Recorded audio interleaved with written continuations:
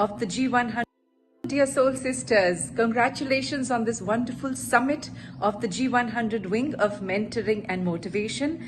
And I'm standing here by design in order to send some motivation your way. Dear sisters, dear brothers, my soul sister global chair Karen Bruges and the entire team, the global team led by the country chairs across the world and all the region chairs, city chairs, denim club members, and everyone, sisters and brothers who are there in solidarity, creating empowering ecosystems of mentoring and motivation. I want us to go back to the time when we were in school and there was a student and there was a teacher. And there were all different kinds of students. Some students are more like the leaders as we know them. They are out there. They have this sense of confidence. They have good public speaking skills. And the teacher is helping that student go to the next level as well. But there are also the quieter ones who sit quietly, but they have a sense of deep seeking inside, and the teacher sees that too.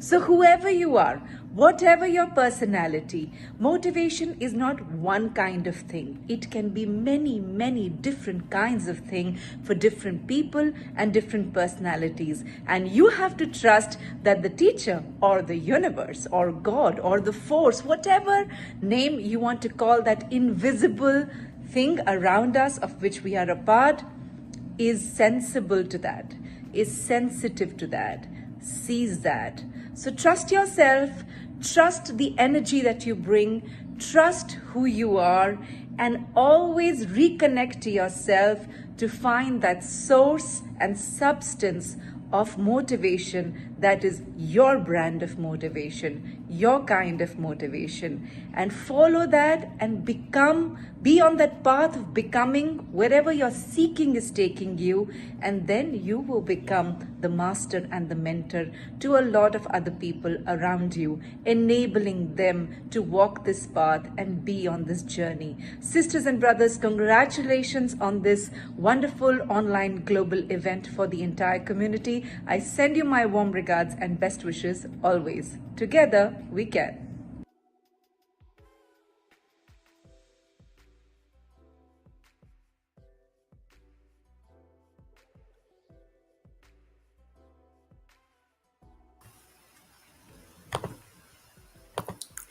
Hi, welcome all to Empowering Leadership for a Better Tomorrow.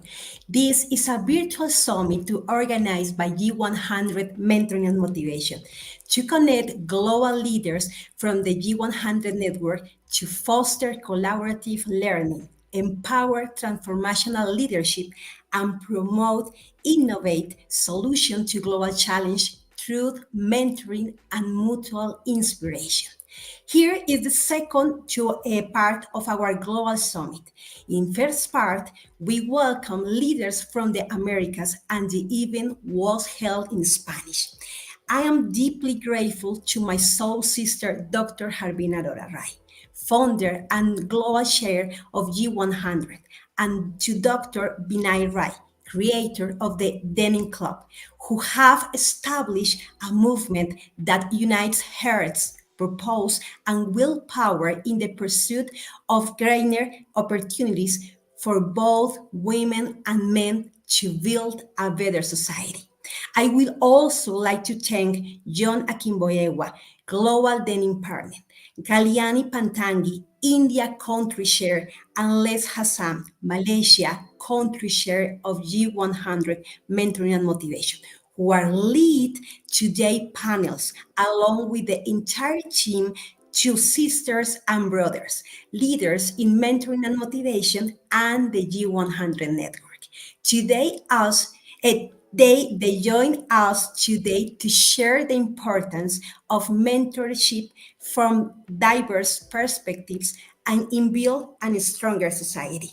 I'm Karen Brujes, Global Chair to G100's Mentoring and Motivation, and I would like to share with you our dream and vision to reach 1 million people worldwide using mentorship as a driving force to tool and bridge gaps, empower leadership, and foster positive and conscientious growth with the society. Welcome to everyone. Enjoy this space and discover the spirit of transformation of G100 and the most important and prestigious global network leaders changing the world. Welcome all.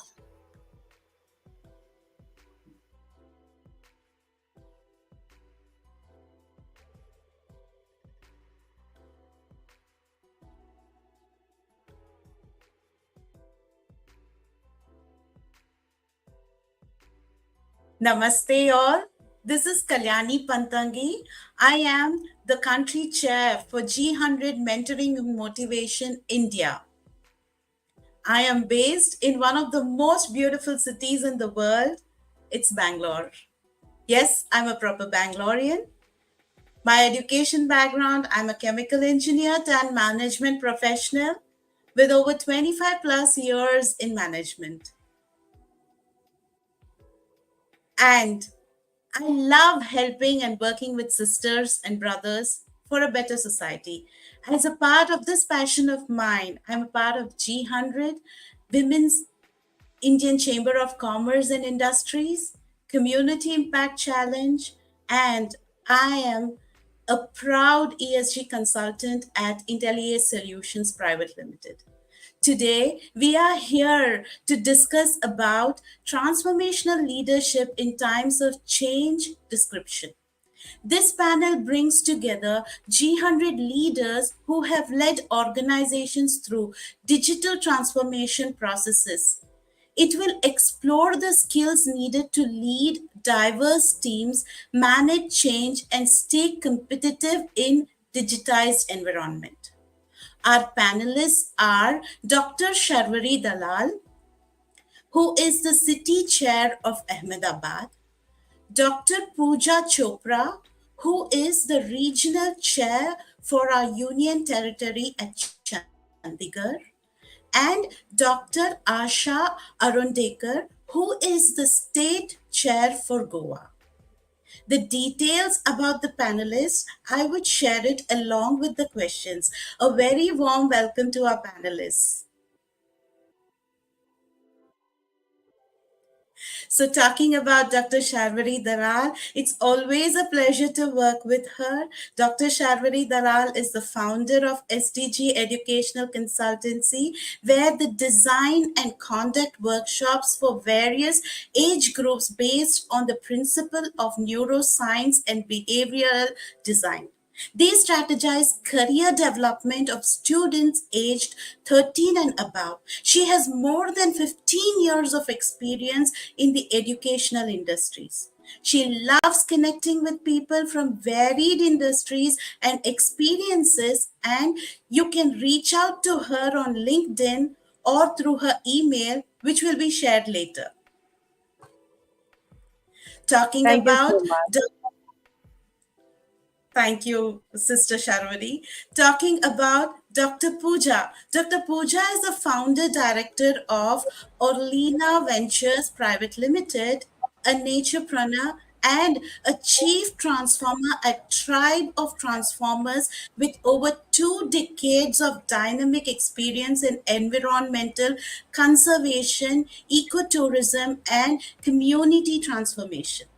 Dr. Pooja Chopra has established herself as a pioneering leader in sustainable development and ecological education. Pooja's journey as a naturepreneur and chief transformer reflects her dedication to bringing environmental initiatives with community empowerment, including gender equality and holistic personal growth. Welcome, Dr. Pooja. Thank you so much, Now, Kalyan. now, talking about Sister Asha Arundekar, words are not sufficient because she's one dynamic woman, and I always love working with her. Asha Arundekar is an entrepreneur, social activist, and a motivational speaker, filled with so much of positive energy that you want to be wanting that contagious energy from her. She's born and schooled in Goa. Asha Arundekar then moved to Pune to pursue her academics endeavor with masters in clinical biochemistry and was awarded a gold medal for the same. At the age of 19, she started her first entrepreneurial venture in Pune alongside two friends with a trading firm and later a joint venture leading to manufacturing and exporting of pharma research products.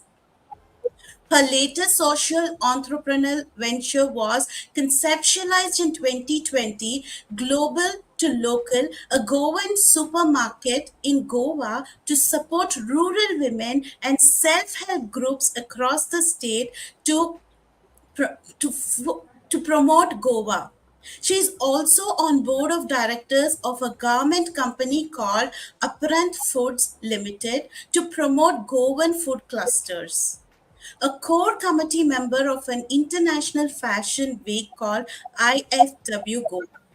Since June 2023, she has been appointed as the chairperson of Women's Wing at Goa Chamber of Commerce and Industry, that is GCCI Goa, enabling her to empower women across Goa with her team. Welcome, Sister Asha.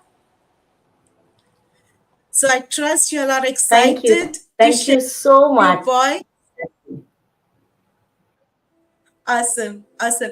So, Sister Shadwari, I have two questions for you in this topic.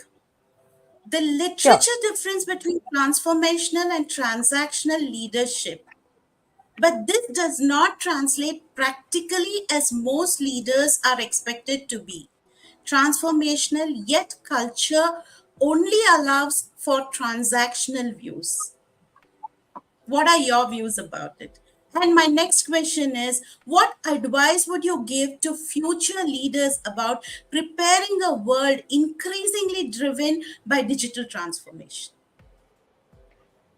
Thank you so much, Sister Kalyani, for the questions. And a very good morning, afternoon, evening to wherever our attendees are from. Yes, I'd like to take the first question that you've asked me, Kalyani ji. It is a very critical point where we talk about transformational leadership in literature, we talk about it in articles, but a lot of times what happens is it does not get translated to the workspace. Most of our workspaces being professional workspaces, there is a transactional element that gets involved, and because of that, what happens is leaders are forced to be transactional in nature. I'm paying you a salary, or I'm paying you money, I'm paying you a bonus, etc., etc., and this is the work I expect from you. What this actually does is it stops your development as a leader, and translating that translates into lack of development for the team as well. So the team is not able to embrace change. The team is not able to learn new skills, is not able to bring those things into the foreground, so that the organization actually kind of is able to dominate. It's not able to do that. It's not able to develop. What we can do is there needs to be, I would say, consistency between the expectation and the organizational culture. So when the expectation is transformational, but everything in the culture screams transactional, there is this inconsistency. And what happens then is that organizations fall back. Employees are not they don't have job satisfaction, they are not happy in their workspaces, productivity goes down. So, a few of the things that a transformational leader can bring into the workspace, that brings me to the second question that you asked, Kalyani ji. What that would do is the leader needs to invest in change management. Be open to change. Be okay with change in the workplace. When we're talking about technology, there is so much technology that is changing every single day. So, let your team members experiment, let them innovate. Bring about a culture in the workspace that you're always open to learning. So, learning needs to become constant. Everybody needs to learn new skills at all times. And if a leader of that organization does not encourage that, the workers, I keep saying workers, but yes, the employees are not going to be invested in that kind of change. They're not going to go forward with that kind of change. A more human centric approach is required. There is so much of AI happening in our workspaces, in our lives. What is different, what makes us different, is that we are human beings. So if our approach is human centered, with empathy, with a vision, with leadership, that is what is going to help an organization or our employees actually attain the heights that they want to. We definitely have to foster a digital first mindset. We can't escape AI, we can't escape technology. So the leader needs to adapt that as well. And definitely be very aware of our ethical responsibility. Whenever we are using AI, we make sure the leader knows to kind of translate that and say that if you're using AI, that needs to be upfront. And we have to be very mindful of cyber security as well. So, technology, AI, all of that, bringing it all together. I mean, these are the things that a transformational leader can do to actually bring about change in the workspace and in organizations. Wonderful, wonderful, Sister Sharvari. I mean, it's so insightful and it's so deep in itself. Wow, this is amazing. So, I would like to thank you for your insightful thoughts about the questions I have asked. I would like to move on to Sister Asha. Sister Asha, my question to you is, how do you balance maintaining core values while adapting to new technologies and practices?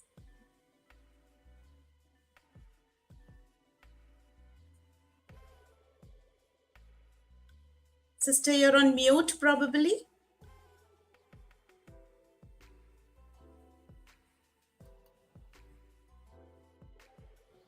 Yes, can you hear me now? Yeah. So, Yes, welcome perfect. to all of you who are on this panel from the beautiful touristic state of Goa, which is on the west coast of India. And Kalyani has already introduced me. Our topic today is basically transformation of leadership in times of change. So, let me just give you my few thoughts on that before I answer the question. So I must say that because this is a very interesting, I found it a very interesting and important topic, because everything and everyone changes every moment. Like we say, change is the only constant thing in our lives, right? So why shouldn't leadership get transformation? I personally have been an entrepreneur for 3 decades, and I have seen things changing, the whole process of change. And if I hadn't changed my skills, if I hadn't changed my ability to handle, how to do the management, I think I would never grow. So for me, every day and for everybody, it should be adapting, it should be learning, it should be unlearning, and it should be relearning again. I mean, I strongly believe in that. Now, coming to the question of balancing our core values, and adapting them with new technologies and practices, I think that first of all, we need to identify our core values. Are we even aware of our strengths? We need to prioritize our strengths, our values, and then only, whether it is in our personal life or in our professional life, we could get traditions and join them with technical driven, tech driven processes.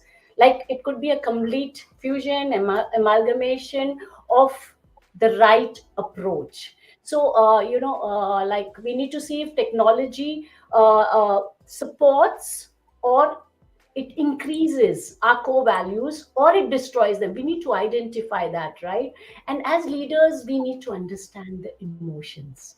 We need to understand the emotions of everyone around, especially those who are we are helping, we are mentoring, we are helping in upgrading them. We need to first understand that.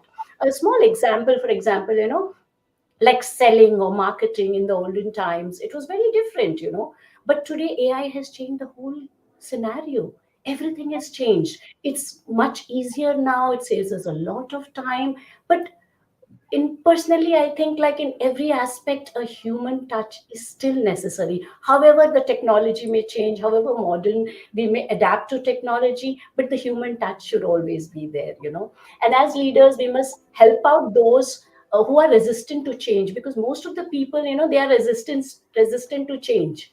So we should, as leaders, help out and see that they're not resistant to change. There is adaptability, and how we can align, technology to the mission, to their mission, to their goals. That would definitely, create wonders. Like, because a change cannot be overnight, right? And we as leaders, we should set up like role models. We ourselves should practice what we preach to start with. So if we can, set an example and balance progress with traditions, I think that would be the best way out. you know and like while we are talking about technology, we should also not give up on our values and traditions. That should also be intact. So I would like to say that, if we, instead of balancing both technology and traditions and core values, what I would suggest is we should fuse both. We should amalgamate both, because if we try to balance, there will always be an up and a down, right? We will not be able to get that equilibrium, which also in life it happens. Correct. But if we join both, I think that would really be the best of everything. We would grow faster. We would be able to create a bigger impact. And yeah, that's what I feel about it. Wonderful, wonderful. Thank That's you. so nice. I mean, the way you put it across, like it felt so easy to adopt to technology and still hold on to our values. That's amazing. Thank you, Sister Asha. Now, moving on to our next panelist, Thank Dr. you so much. Pooja Chopra. Sister, I have two questions for you. Now, how does transformational leadership have an advantage over other leadership styles? Because this is one big question mark for all the professionals who are under leadership. How does this have an cutting edge or proper advantage? My next question is, what skills are needed by present and future transformational leaders to lead diverse teams, manage change, and stay competitive in the digitized environment? Thank you so much, Kalyani ji. And it was lovely hearing Dr. Sharvari and Asha. I'll take it forward from what they have been discussing. So, when we talk of transformational leadership, you asked for having an advantage over other leadership. Transformational leadership is characterized by inspiration, by collaboration. There is trust, there is transparency, and there is always an encouragement for innovation. And if we look at some research data, it also says that transformational leaders have very lower turnover rate of their team members, because teams feel more valued, more empowered. They feel a part of a bigger mission. And the four key points that distinguish it from the other rigid leadership styles is the four I's of transformational leadership. The idealized influence, wherein the leaders are as role models, just what Asha said. Second I, inspirational motivation, wherein teams feel part of something very, very meaningful. The third I is intellectual stimulation, wherein the innovation, creativity are encouraged. And, teams are allowed to question the basic assumptions. They're just not to follow them. And last I is individual consideration, wherein the unique needs of each individual team member is considered by the leader. So these are the distinguishing characteristics. And moving on to your second question of what skills are needed, I think Dr. Sharvari mentioned a big list of all those skills. So I won't be repeating those, just adding to what she said. Growth mindset is one very, very essential thing for a transformational leader. With growth mindset, you have to add emotional intelligence. Why? Because now with technology, digitalization, we have remote and hybrid environment of work culture. So, emotional intelligence will help us understand people working in diverse backgrounds. That gives a way to inclusivity and cultural sensitivity, because people sitting across the globe, they belong to very different cultures, which is to be understood by these leaders. Another thing is reskilling and upskilling. Both are important. Like she said, that we have to continuously embrace learning. So, learning has to include all our technological fluency. I recently had a discussion with one of the data scientists of a global telecom giant, and he told us that after AI, we are just talking about AI now, the digitized environment is going to have PI and EI, which is proactive intelligence and emergent intelligence. So Wow. we are still behind two more steps. So these leaders have to have collaborative teams, cross functional teams, and communicate values very, very consistently so that we are transparent, we are building that strength culture. I think that's all I have. Yeah, one last point, incorporate customer centricity when we're talking of innovation. So that's another skill that the leader has to have in the team. Thank you. Awesome, awesome. That's very nice. You touched upon a very, very crucial topic about the two new forms of leadership that's going to emerge in the years to come, and looking forward to be a part of that leadership. Any of you would like to add anything to conclude the panel discussion?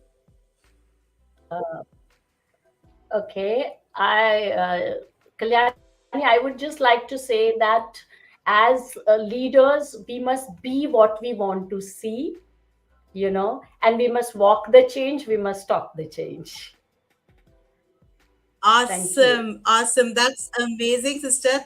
Net, you put everything together what we discussed, and you said we should walk the change and we should talk the change. Amazing. Thank you so much for your insightful, inspirational talk about the topic. And definitely, we are going to see the boom in transformational leadership, which actually is going to take up, and looking forward for the new leaderships that Sister Pooja mentioned, and definitely agree with Dr. Sharvari and Sister Asha, whatever they suggested, as in we should be ready to adopt a change, still stick to our core values, at the same time encourage upskilling and reskilling, because that is something that is needed. I think we got to break this ice saying after I completed my graduation I don't need to learn anything. There are many people who have that mindset, and this is absolutely needed for the kids who are coming out from college. They need to have the mindset that life is a lifelong learning, and we got to learn all this. Amazing, amazing. So, thank you so much. And it was great discussion, and really appreciate your thoughts. Thank you. Thank you Thank you so so much, much. Kalyani. You were great too. Thank you Thank so you. much. Thank you. So I guess we move to our next panel, which is panel two.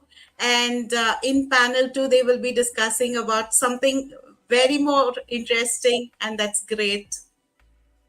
So over to Sister Karen. So, Sister Kalyani, thank you so, so much. Really, it was a great conversation. And tell me for a few minutes, how do you experience in G100 lead the India country share, and what is your big goals?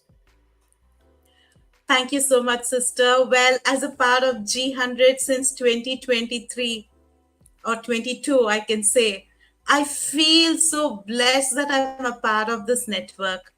I'm able to reach out to so many sisters who possess leadership skills that are beyond words. What I learned as a management professional, as a leader, what I have experienced as a leader is totally and completely different when I'm working with these amazing sisters who are leaders in their own field.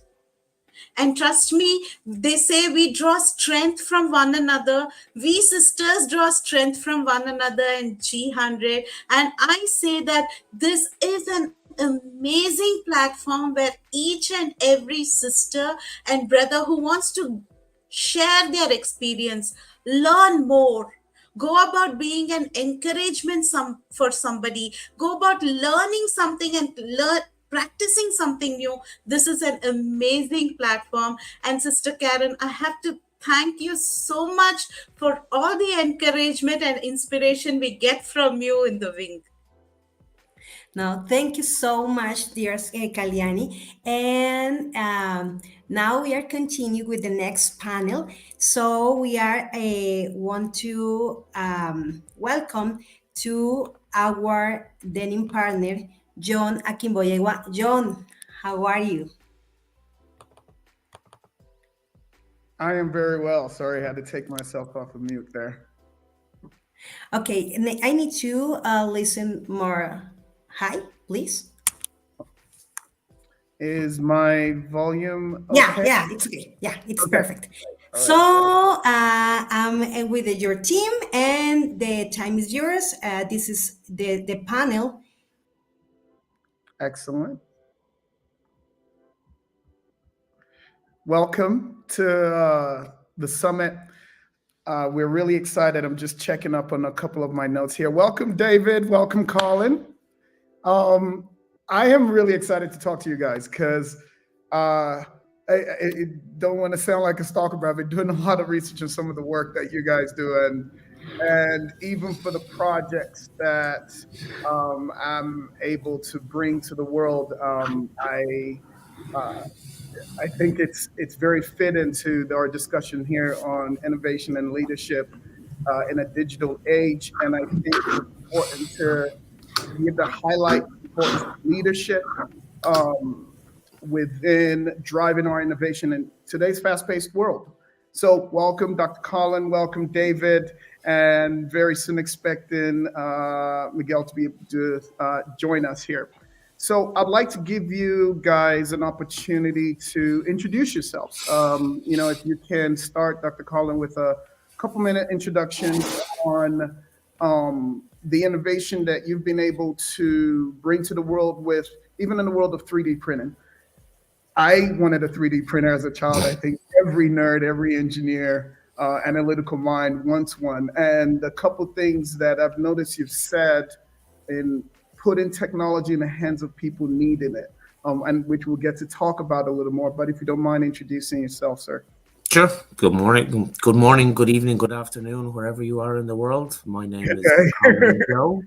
I'm an engineer by background and training, so I'm a mechanical engineer and have been in that space for many, many years now.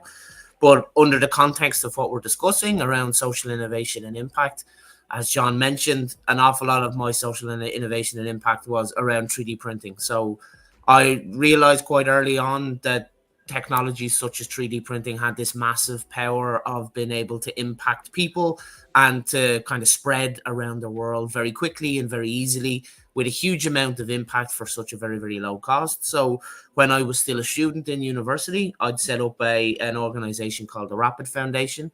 And what we did is basically we just donated advanced technology. So we would donate 3D printing systems to global south regions around the world, or basically anywhere that needed it but couldn't get access to 3D printing systems.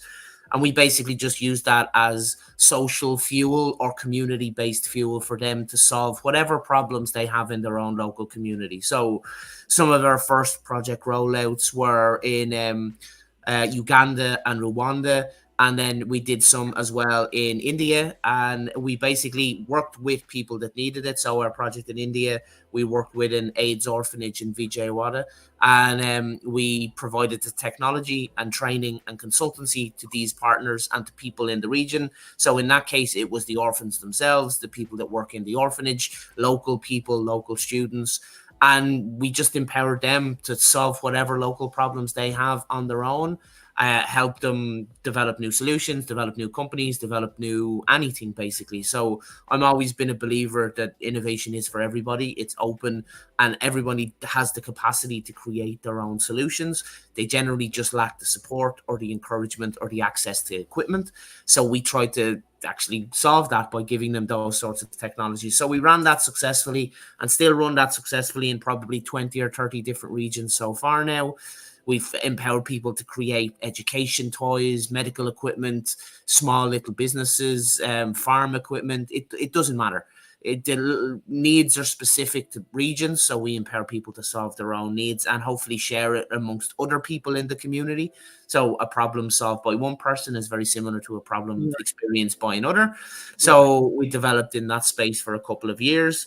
And then when COVID hit, as terrible as COVID was, we were quite uniquely placed to intervene. So having run probably 20 different remote projects at that stage. And to note, I've never stepped foot on the ground in any of the projects we've run before.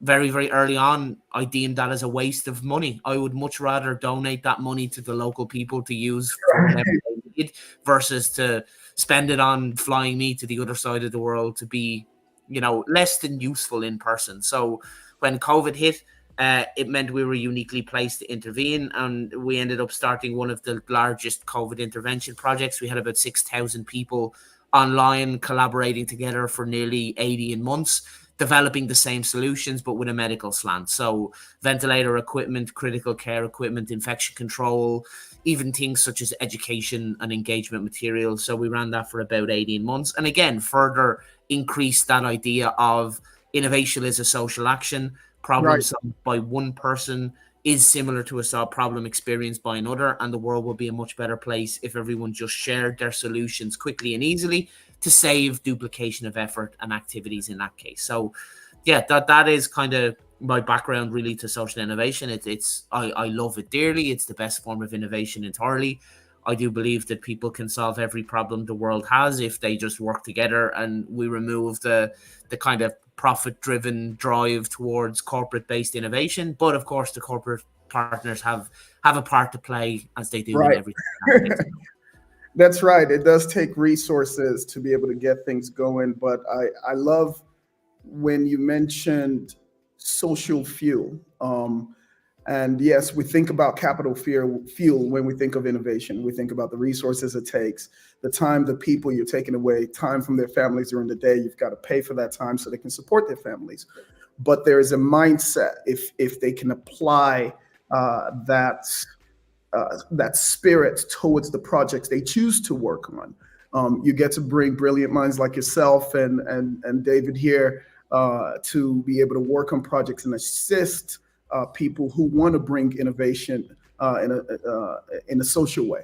And I know, David, you have been a very big leader in creating strategy and policy for inclusive growth and strength in our communities.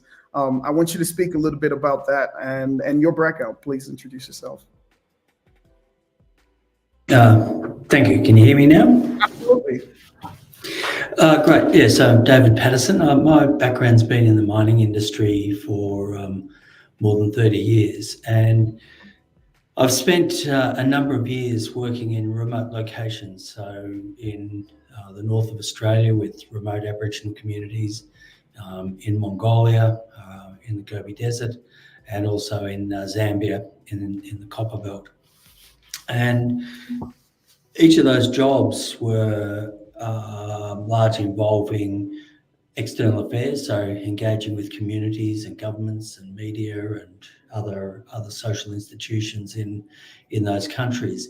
But one of the things that we've tried to do in all of those places was to create economies around the mine, because sometimes mines, in fact, more often than not, mines can be a big sink that resources get drawn into, and the communities surrounding the mines may well not be participating in those benefits. And now, in each of the companies that I've worked for, we've taken what I describe as sort of enlightened self-interest position to say that it's vital that those communities all feel better off because the mine is there, or else our social license to operate will be diminished. I've got a somewhat distinctive understanding of the role of technology. Perhaps we'll get onto that, but what in each of those cases has gone on is looking at how to create jobs, create economies that may not necessarily exist otherwise. And we have to talk in a little more detail about how we've done that. And technology is not always seeking the most innovative technology. In fact, sometimes the process is to look at low-tech responses that create employment. That's a very good point. I like that you said that, because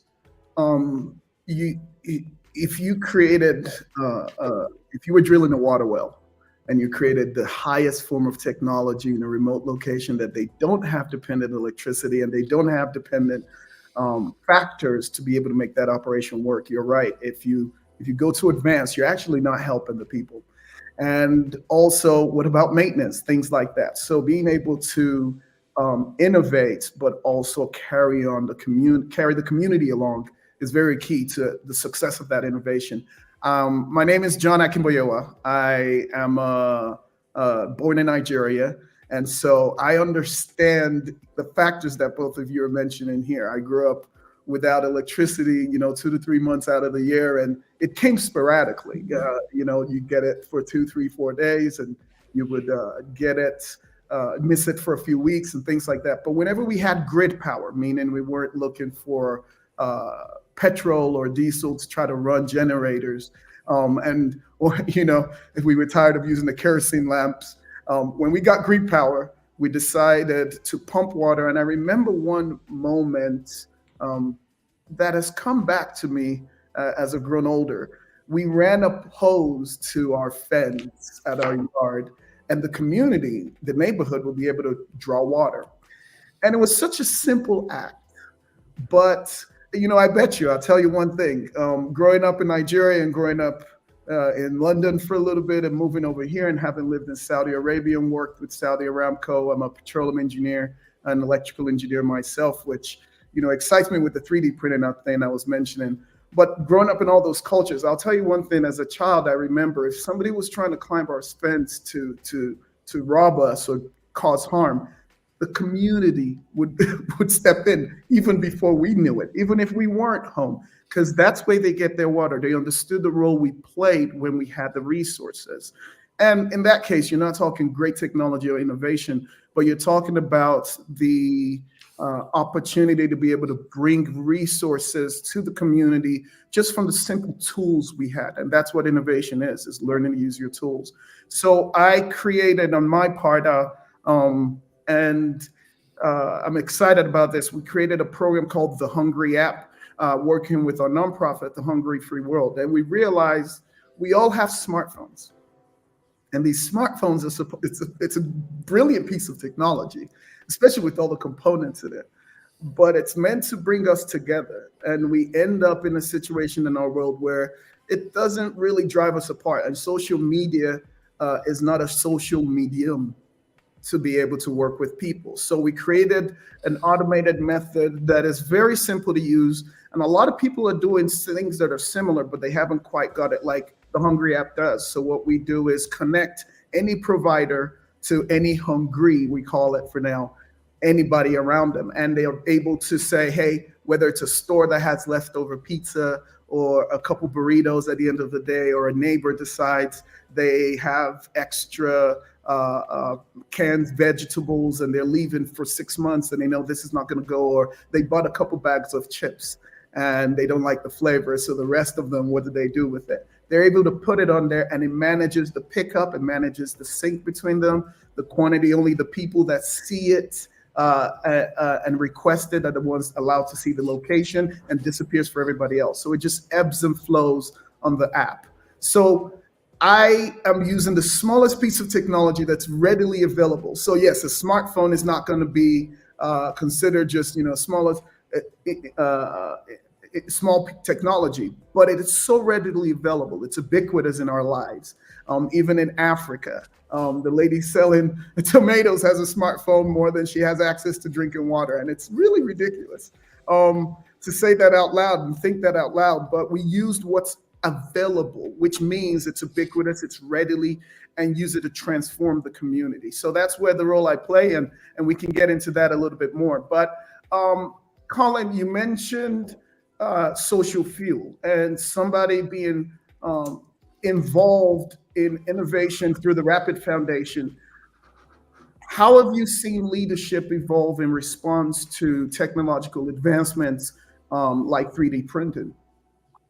Yeah, that's a good question, and my question might quite actually be a negative answer, and by that I mean leadership is in the traditional form has been quite slow and quite hesitant. I think all we need to look at is the response to leadership to things like working from home protocols after COVID, and the world had changed, and then it's gone back now. So I don't know about either of you, but here in Ireland, lots of companies are pulling their people back into the office again, and productivity is collapsing, and people are leaving, and so traditional leadership quite poor. But sorry if I offend any of you, but traditional leadership has always been quite poor in my. They're not the cutting edge vanguard of anything.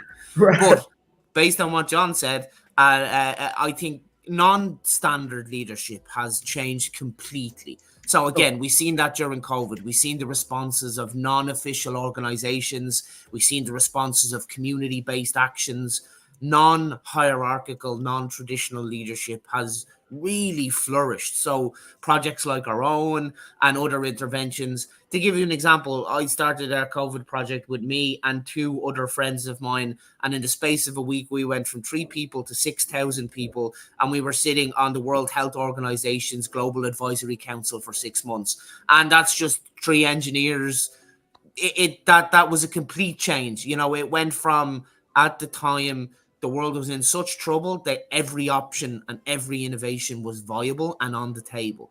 Now, unfortunately, that's restricted a little bit now after, as the world has gone back to normal, but that should kind of be expected. So traditional leadership struggled, but non-traditional leadership really flourished. And something, again, it's nice. So it's Irish cultural heritage, let's say. In Ireland, we have a word for this, and it's kind of what John mentioned as well. And I wonder, is there a word in Nigerian, John? You might be able to tell me. So in Irish, there's a word called mehiv. And mehiv doesn't really have a direct translation into English, but it's exactly what John was talking about and what I talked about, and to an element of what David talked about. And it's exactly what the G100 operates as. It's an informal, nearly bartering arrangement between a community. So if I am a skilled painter, I will paint my neighbor's wall. No cash will change hands. No services will be paid. But if my neighbor is a greengrocer, they'll give me some vegetables. If somebody is a plumber, if I have a problem in my plumbing, they'll come and fix my plumbing, and the car mechanic will fix their car. It's an informal barter arrangement. There's no tabs kept. There's no ledgers kept. It's a local community helps and supports itself just to maintain that kind of harmonious balance. So that's a mehiv kind of concept. And I think that non-structured, non-traditional leadership really, really understands that. And that's what gives you these local kind of community-based fuel. So John's story about the water, and your family provided the water, and in return, the community provided many other services, I'm sure. Protection, support, help. That's the kind of social innovation I'm interested in. Now, I think in general, that larger, more traditional organizations and governments, it'd serve them really, really well if they found a way to integrate and adapt these local kind of responses and local leadership structures. I think it would really, really help. A universal truth is nobody likes being told what to do by a big faceless government. That's never a good thing. But if it's your community.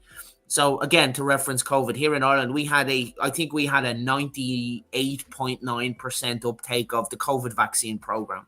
And it was solely because people did it not just for themselves, they did it for their neighbors, their friends, their family. It was that social loop network, and it worked exceptionally well. So I think, traditional leadership and the response to it, traditionally quite poor, but I think there's an awful lot to learn from the informal, social-based management and kind of hierarchical structures for these kind of social-based innovation programs. And if they did, I think we would be in a much, much better place. Excellent. And I mean, you were able to see that leadership evolve. And it wasn't necessarily evolved in the sense that the traditional leadership evolved. It evolved in the sense that the non-standard leadership, as you mentioned, was a step in the right direction.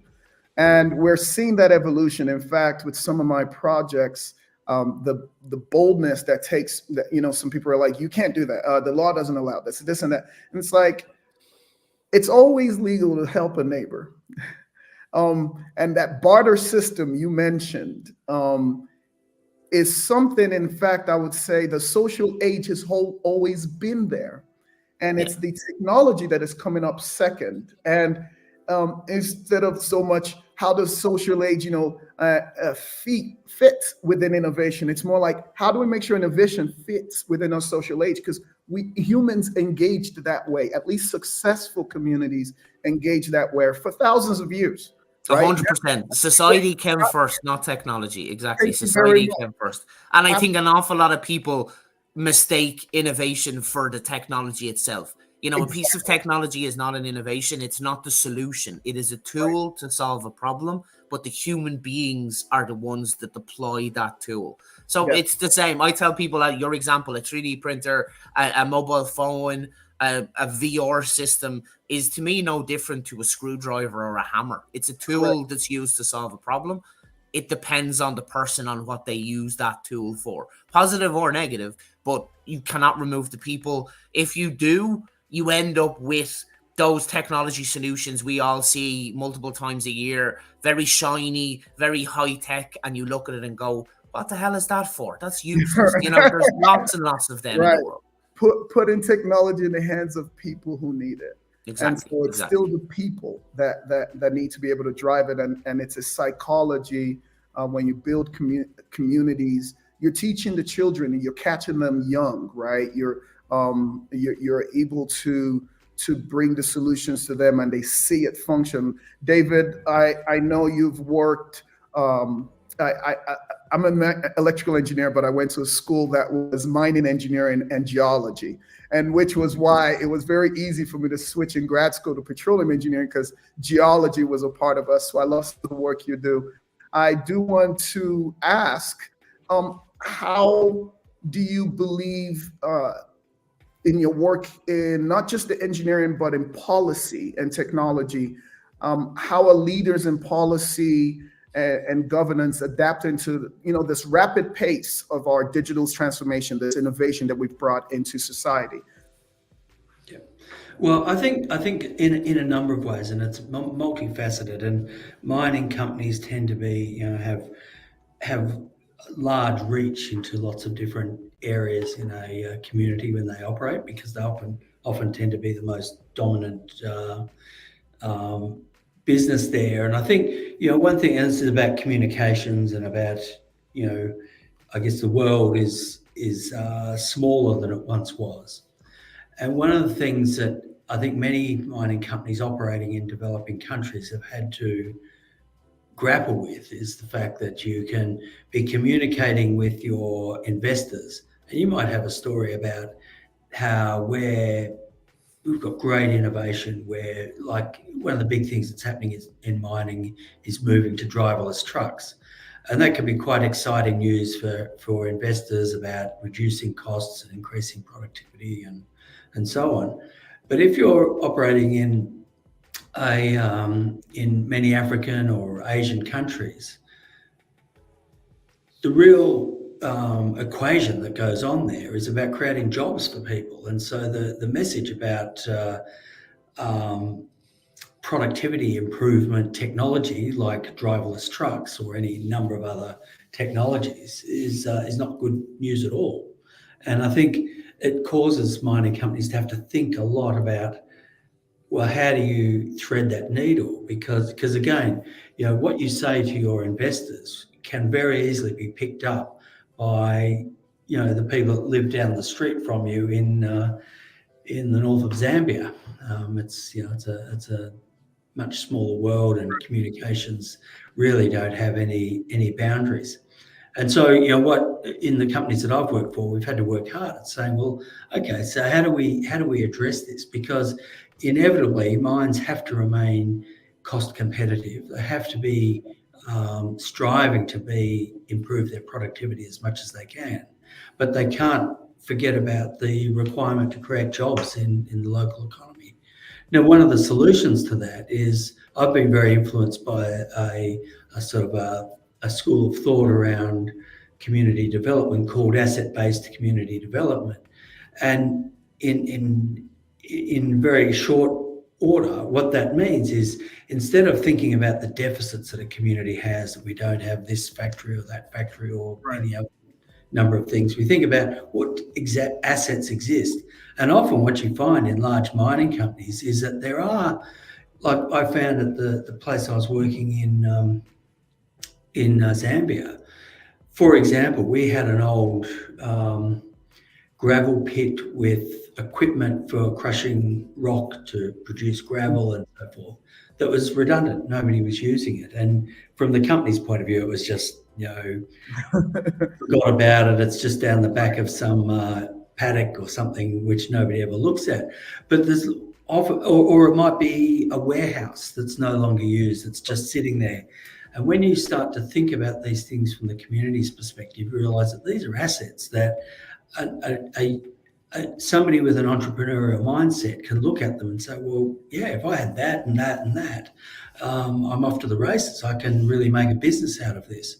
And so I think, these are, in fact, I understand the topic around leadership and technology, but often these are very low-tech solutions to solve problems created by high technology in other parts of the business. And it's very important for, I'm talking about mining companies, I'm sure it applies in many other industries.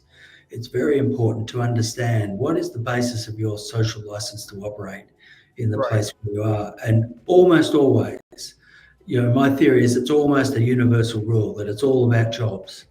And political capital that you build up with regulators is influenced by nothing as powerfully as the creation of jobs.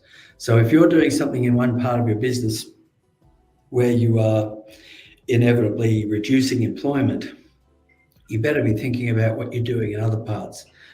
Now, there's another important component of that. So I've talked about these unused assets.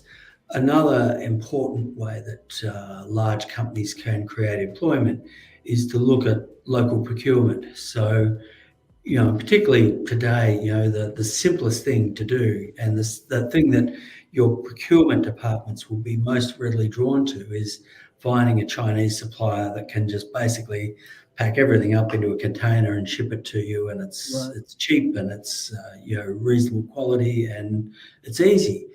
But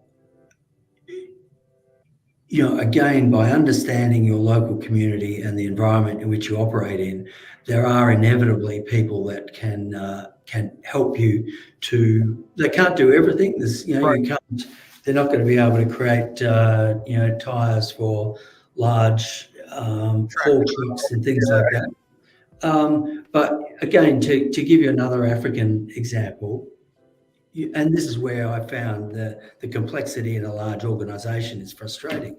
But our procurement people doing their job, i.e. trying to get things at the lowest cost, cancelled a contract with a local producer that was making work boots in Zambia and sourced them directly from China. And we went back and I found out about this and went and talked to the boot manufacturing company. And they didn't really get a look in. Just one day they heard that you no longer have a contract. But we went back and worked with them and said, well, okay, there is an issue about cost competitiveness, and we're going to have to work at how do we design a boot that you can make for us that's going to be cost competitive with the one that we get from China.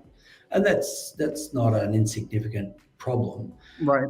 But if the company is prepared to have the patience and the dedication to working with that local supplier, you can do it. And, we ultimately, that created 100 jobs by going back to sourcing our boots locally instead of importing them. And so,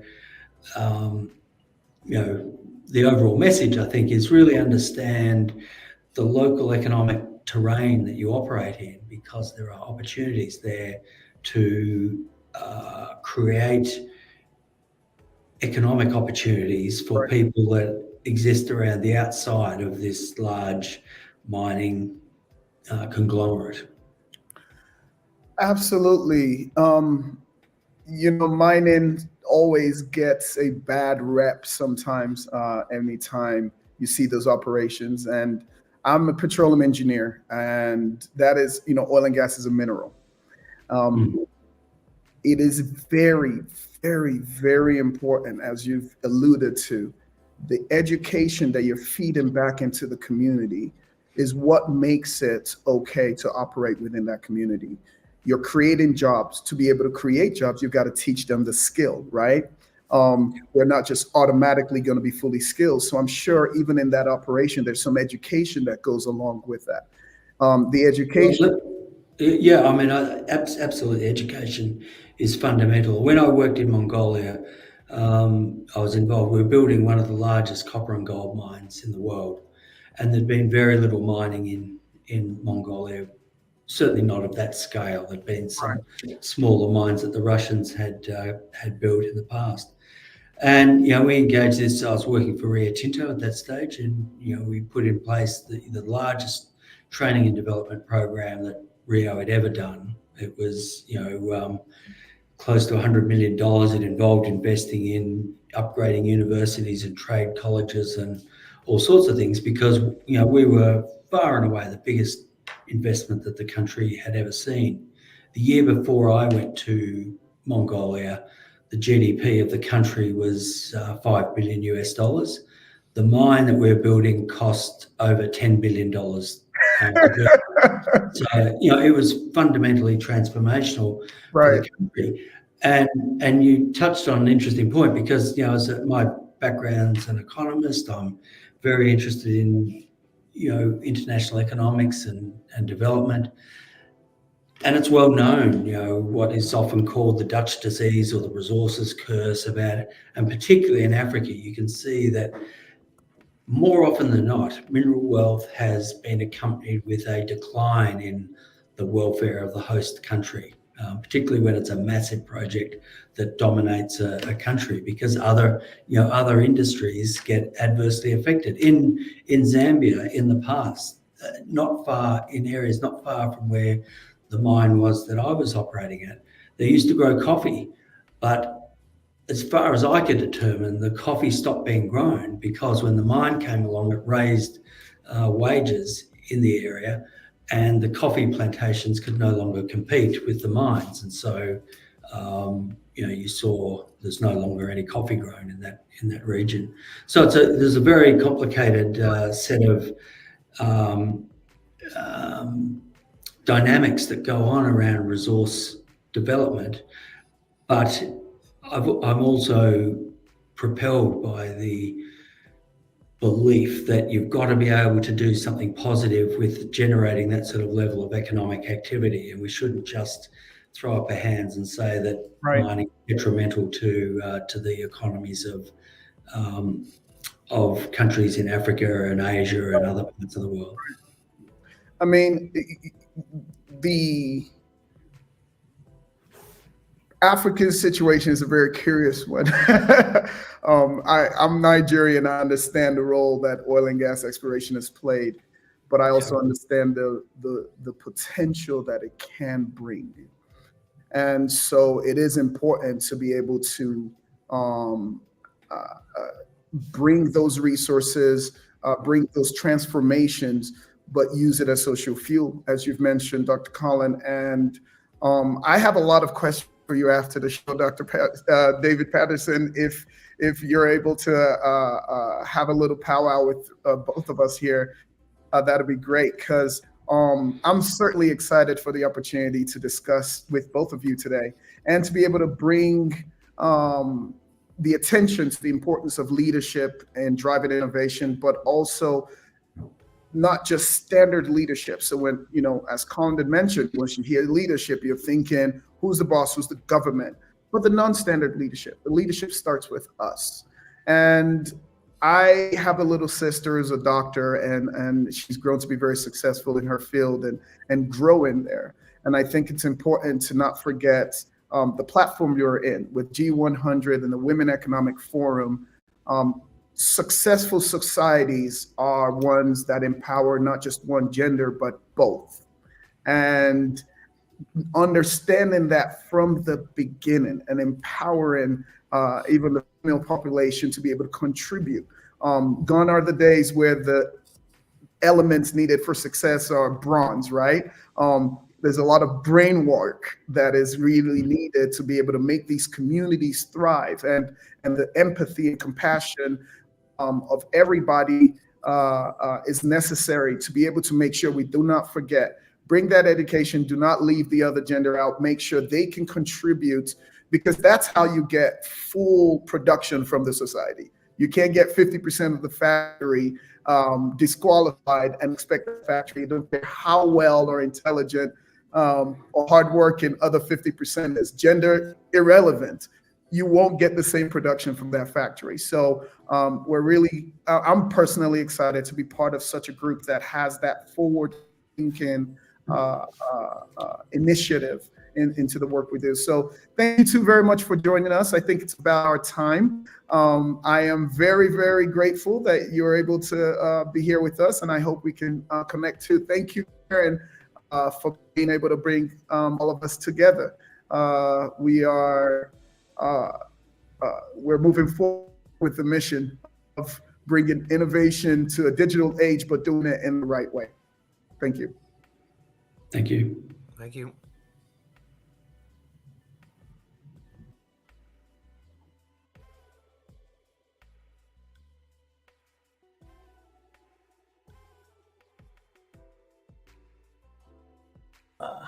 Oh, this always happens. I forget to unmute myself.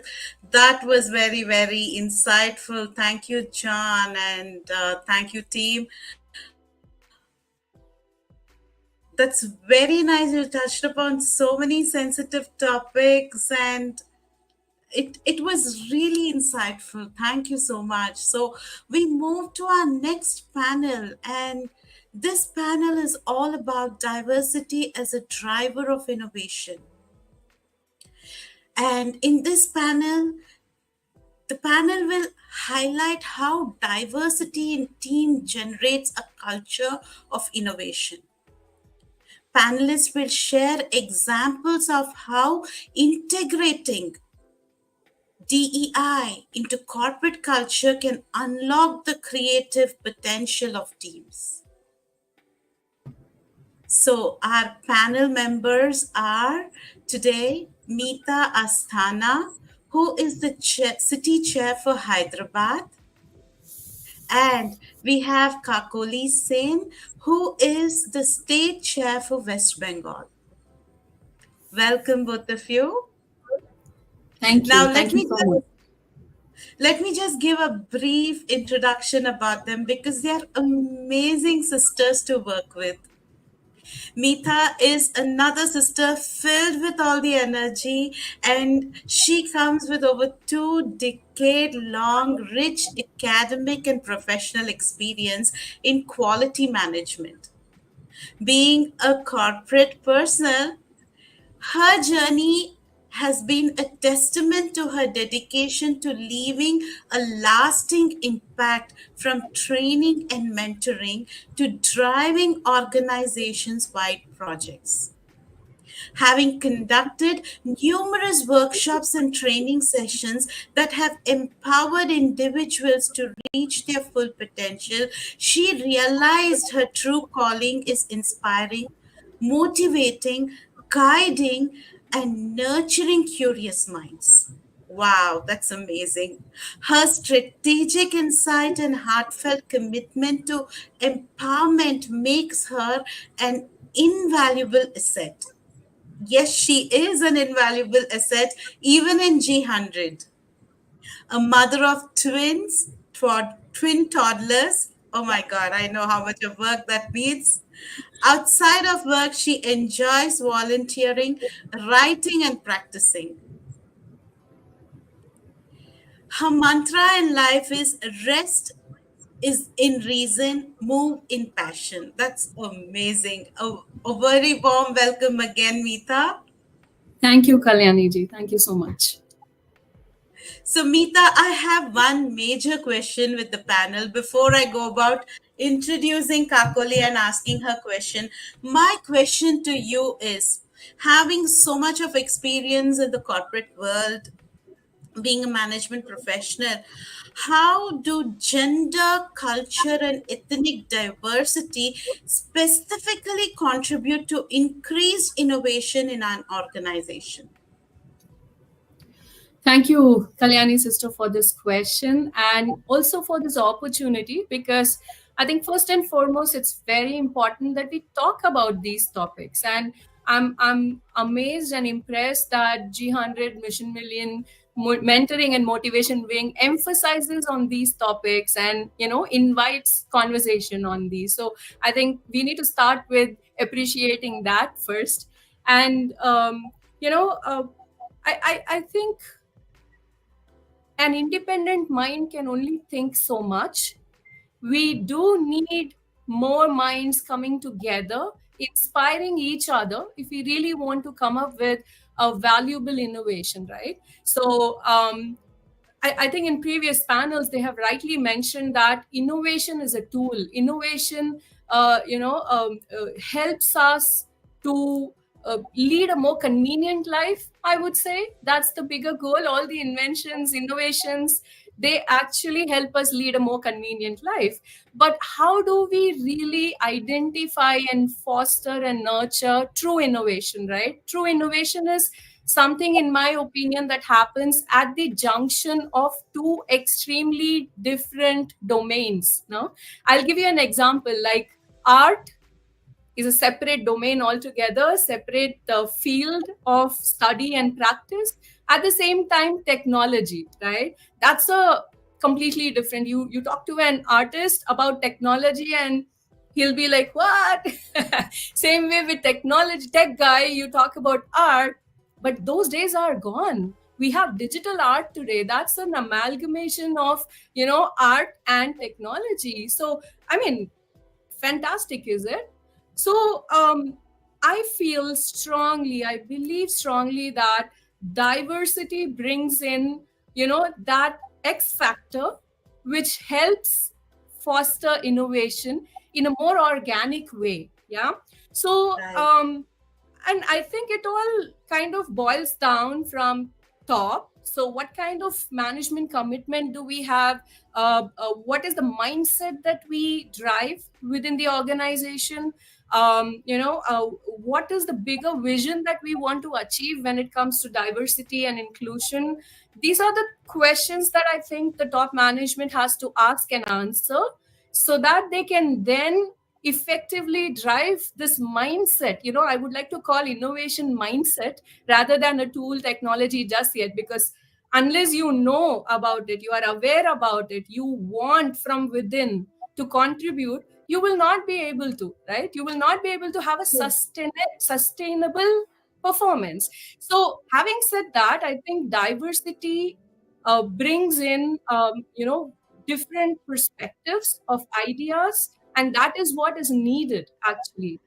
And I have witnessed, I work with cross-cultural, multi-locational geographical teams, and what I've realized is that the problem solving ability of us as a team, a diverse team, it increases drastically, exponentially, because everybody comes in with their culture, they come in with their experience, they come in with their upbringing, they have seen certain way of problem solving in their day-to-day life, and somehow they bring those ideas in our corporate life, and we do problem solving in a much more effective way. So I think enhanced problem solving, there is also an enhanced market reach. When the market knows that this organization actually honors and respects diversity, the reach becomes much easier. You break through the market and the bias and stereotypes much easily, because you are leading by example.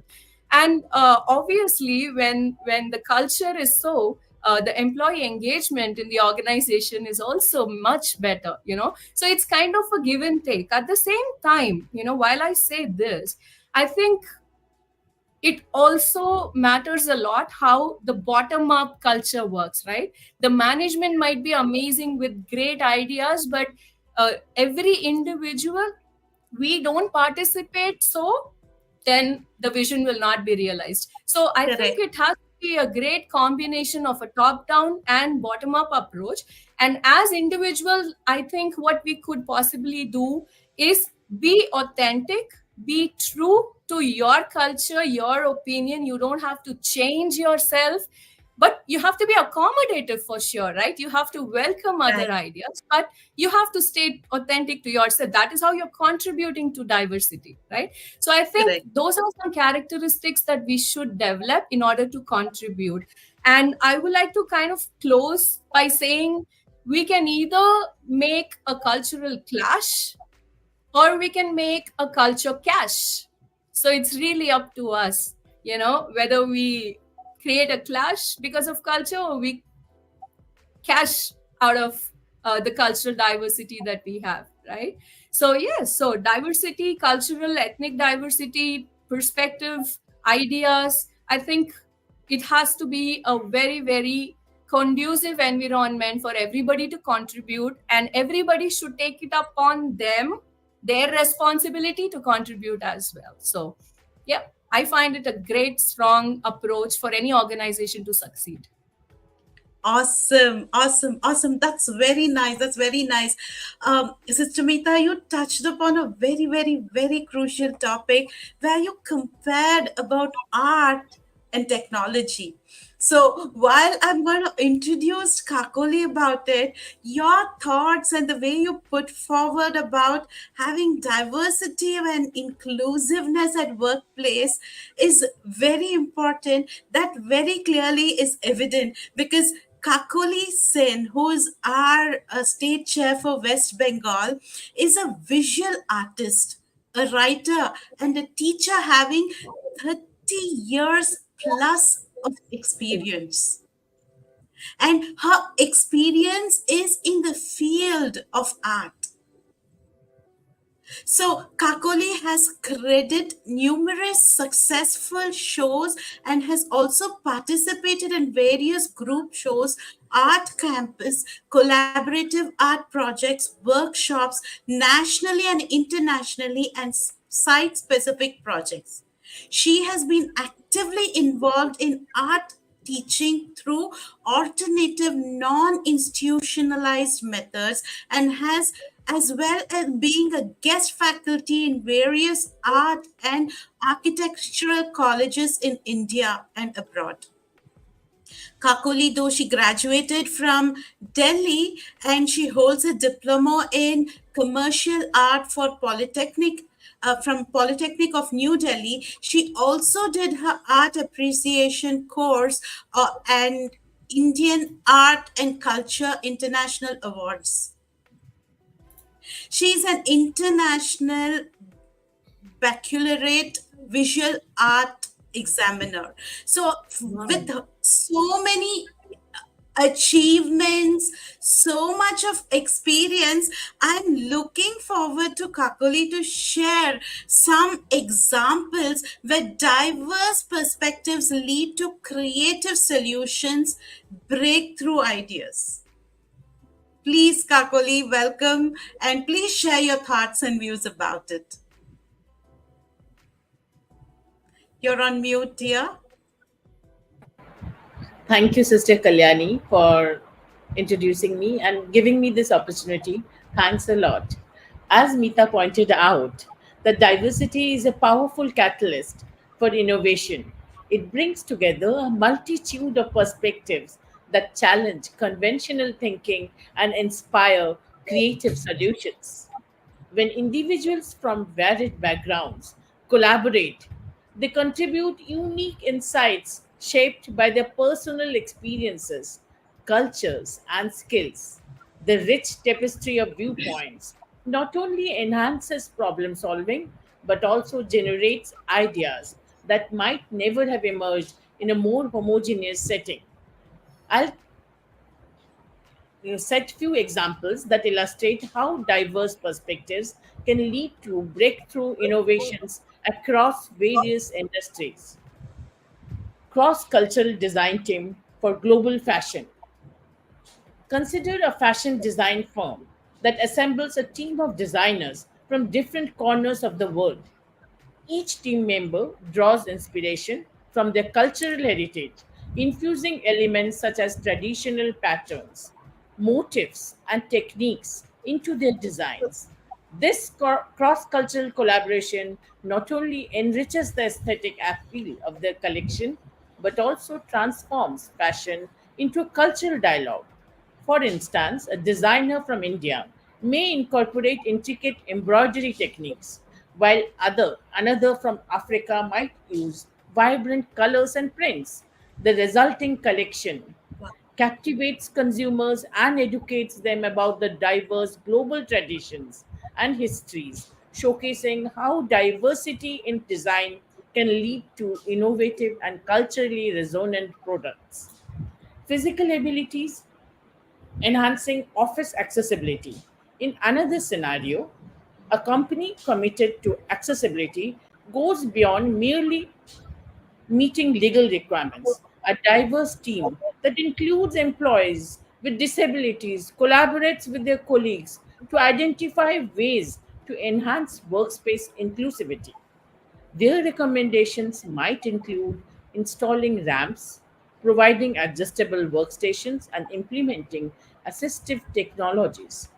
By valuing the unique perspectives of employees with different abilities, the company fosters an environment where everyone can perform effectively. This commitment to inclusivity not only creates a more equitable workplace but also drives innovation, as diverse teams often generate more creative solutions to complex challenges. If in event planning is if in event planning we put interfaith collaboration, an event planning agency exemplifies diversity by striving to organize an inclusivity holiday celebration that respects and embraces the religious beliefs of its diverse workforce. Team members from various faiths work together to design an event that showcases the unique traditions, decorations, and foods associated with different celebrations. For example, they may incorporate elements from Christmas, Hanukkah, Diwali, Ramadan, ensuring that every employee feels represented and valued. This approach not only fosters unity within the workplace, but also sends a powerful message of inclusivity. The resulting celebration can become a platform for cultural exchange and understanding, enriching the workplace and the community. In tech innovation, generational diversity is very important. In the fast paced tech industry, diverse teams often comprise individuals from varying age groups. For instance, a seasoned developer who has witnessed the evolution of programming language and technologies collaborates with a young coder who brings fresh insights from the latest trends. This generational Right. diversity fosters an unique form of cross generational mentorship, where the older Correct. professional shares valuable industry knowledge while the younger one contributes cutting edge techniques.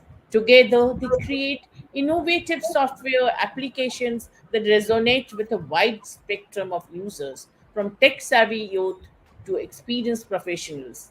This synergy not only enhances the product but also cultivates a culture of continuous learning and adaptation.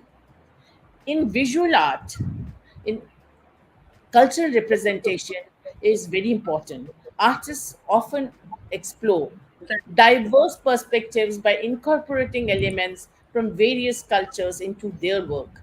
This can manifest in paintings, sculptures, and installations that depict unique experiences and traditions.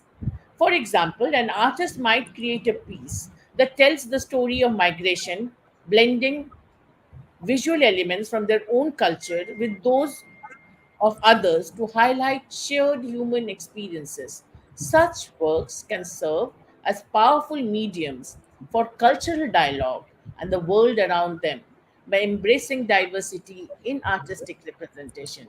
Artists contribute to a broader understanding of cultural narratives and promote inclusivity in the art world.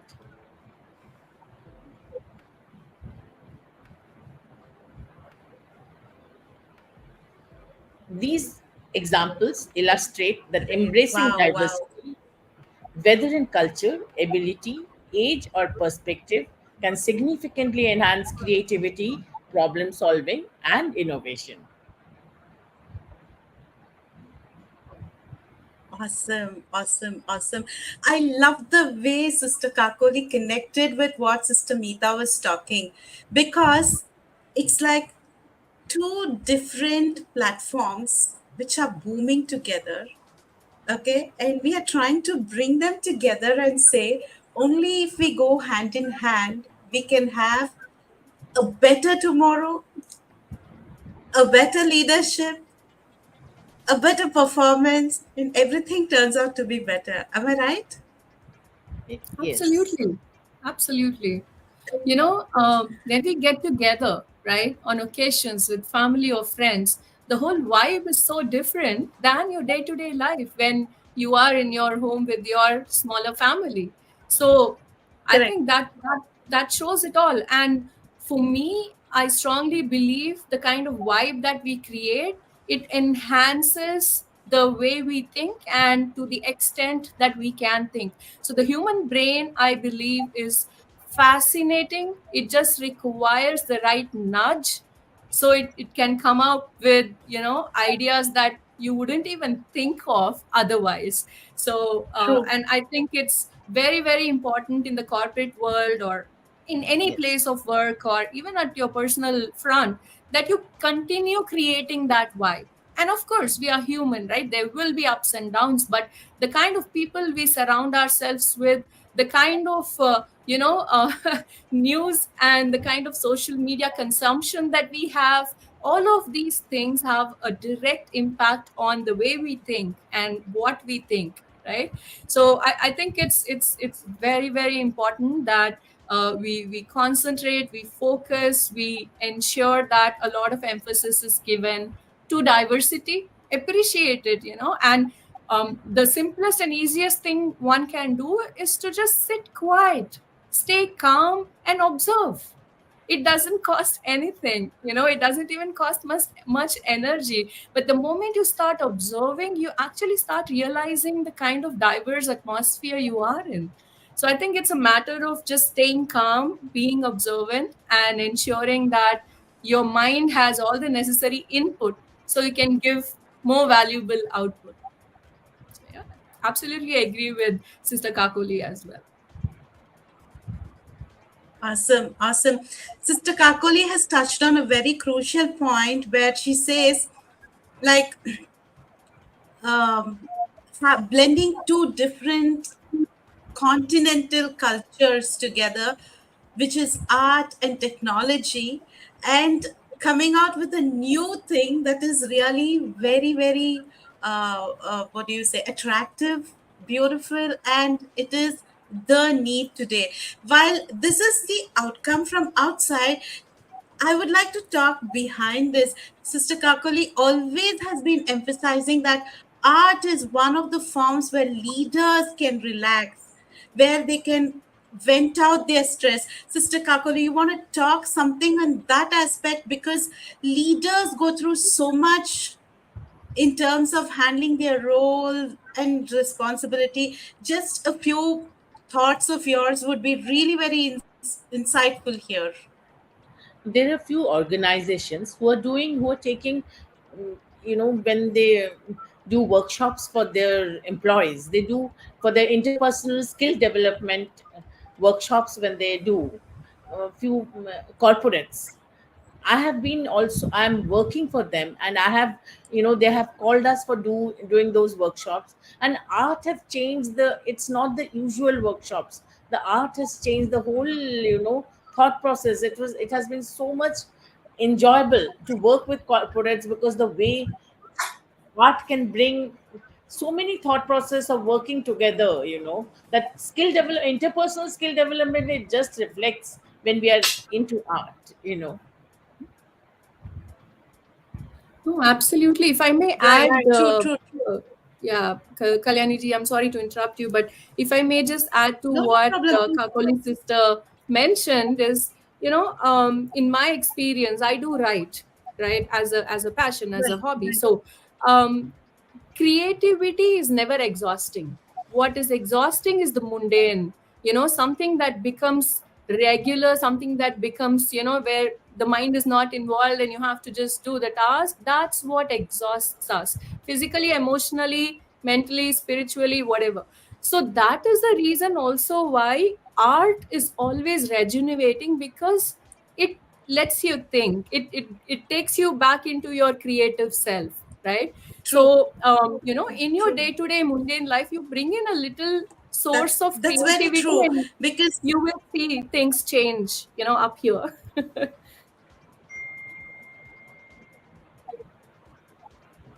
very true, very true. And with the way we are moving, with the speed we are moving, with the pace we are moving, definitely creativity is needed at every stage because we've tried everything. Now we need to be more creative and innovative to use the resources. Exactly. Yeah, yeah. And You want to add I something? have twin toddlers, so I draw a lot of inspiration from them, and I realize that the basic human nature is creative, is to be creative, because you can see a toddler doing 110 things in maybe a minute's time, and the way they do is never the same. They find new ways to probably annoy you at times, but then, the kind of creativity that the human baby is born with is just mind blowing. But over the course of time, I think life happens, stereotyping happens, we all get bound into a certain structure, and we lose our touch on creativity. But I think by default, as humans, we are bound to be creative. No, we have to be creative, it's in us, but we need to allow it to happen as we grow up as well. True, true, true. I love this aspect of the world where we are diverse in our own way. At the Yes, same time, we are inclusive with our diversity because that absolutely. is our strength. That forms the basis for the innovation, that forms the basis for our sustenance in the Absolutely. current world. Amazing, amazing. Very true. As we come to the fag end of our discussion, do you all want to go about sharing any other thoughts, any other things that you feel? And definitely, please share your experience being a part of G100. Kakuli sister, would you like to start? Yeah, I can. As we continue, I mean, to navigate an increasingly interconnected world, the importance of diversity in driving innovation cannot be overstated. It is essential for organizations striving to remain competitive and relevant in their respective industries. I'll share my experience with G100. I've been with G100, I think, for 2 years now. Time really flies sometimes, I feel. I always feel I haven't been able to. I always used to feel I haven't been able to do enough, there's so much to do. But it is an excellent, you know, platform where we have the sisterhood, we are all together, and there has been so much of inspiration together. Our India chair Kalyani ji has always been helping, and she has been a driving force behind everything, so it has been an excellent experience. G100. And I'm fairly new with this team with G100, but I think I share the same sentiments as mentioned by Kakoli's sister. In a very short time, I see there are a lot of opportunities that G100 gives for women leaders. And I think it's upon individuals to really grab those opportunities, learn Yeah. through them, grow through them, and utilize them. No, so my experience with G100 so far has been fantastic, primarily because the G100 team, their philosophy, it allows you to be who you are, and it allows you to contribute authentically. And I think these are few things which are signs that G100 also fosters diversity and appreciates it, right? So yeah, that's been my experience so far. Thank you so much. Awesome, awesome. This is really nice, and we had a very nice, insightful, thoroughly interesting discussion today. And I'm sure those of you who are watching have your own thoughts and views. Please do write your thoughts, your views, your comments, what you felt good about the discussion, what you felt nice about the discussion. What you feel with what we discussed, please write your thoughts and comments, because we touched on a very interesting topic, and now we will be moving to the next topic, which is again going to be interesting. But before that, I would just like to tell everybody who are watching that G100 has been one great platform where we meet amazing people, amazing leaders, amazing human beings. We've been working together. We've been trying to bring that change, being instrumental in bringing that change, adapting that change, emphasizing that change, and driving that change. And it's an amazing experience. Now, while we are talking about this, our next topic for discussion is inclusive economy, opportunities for all. In this panel, we would be discussing about economic development specialities that will discuss about inclusive business models that promote the equal participation of women, youth, and minorities in global economy, because this is one of those very sensitive topic which touches upon so many aspects of business. So in this panel we have Dr. Sharvari Dalal, who was already been a part of our first discussion, and she shared her insightful thought about transformational leadership. And Meeta Asthana, who has been a part of another panel where she spoke about diversity and inclusivity. And now we have our next panelist, who is Meghna Joshi. Now, let me just give a bit of introduction before I go back to sisters and ask their questions. Meghna Joshi is a dedicated advocate for social impact and sustainability, and she is a founder of Swan Livelihood, a Delhi-based social enterprise committed to empowering the workforce through tailored training programs and workshop session towards sustainable livelihood opportunities. With a diverse academic background, she has earned honors in business economics and completed post graduation in environment and development. As a Six Sigma Black Belt holder, Meghna brings over a decade of experience from corporate development and startup sales, and serves as a mentor for various prestigious entrepreneurial platforms like Business Blaster Mark, Startup India, etc.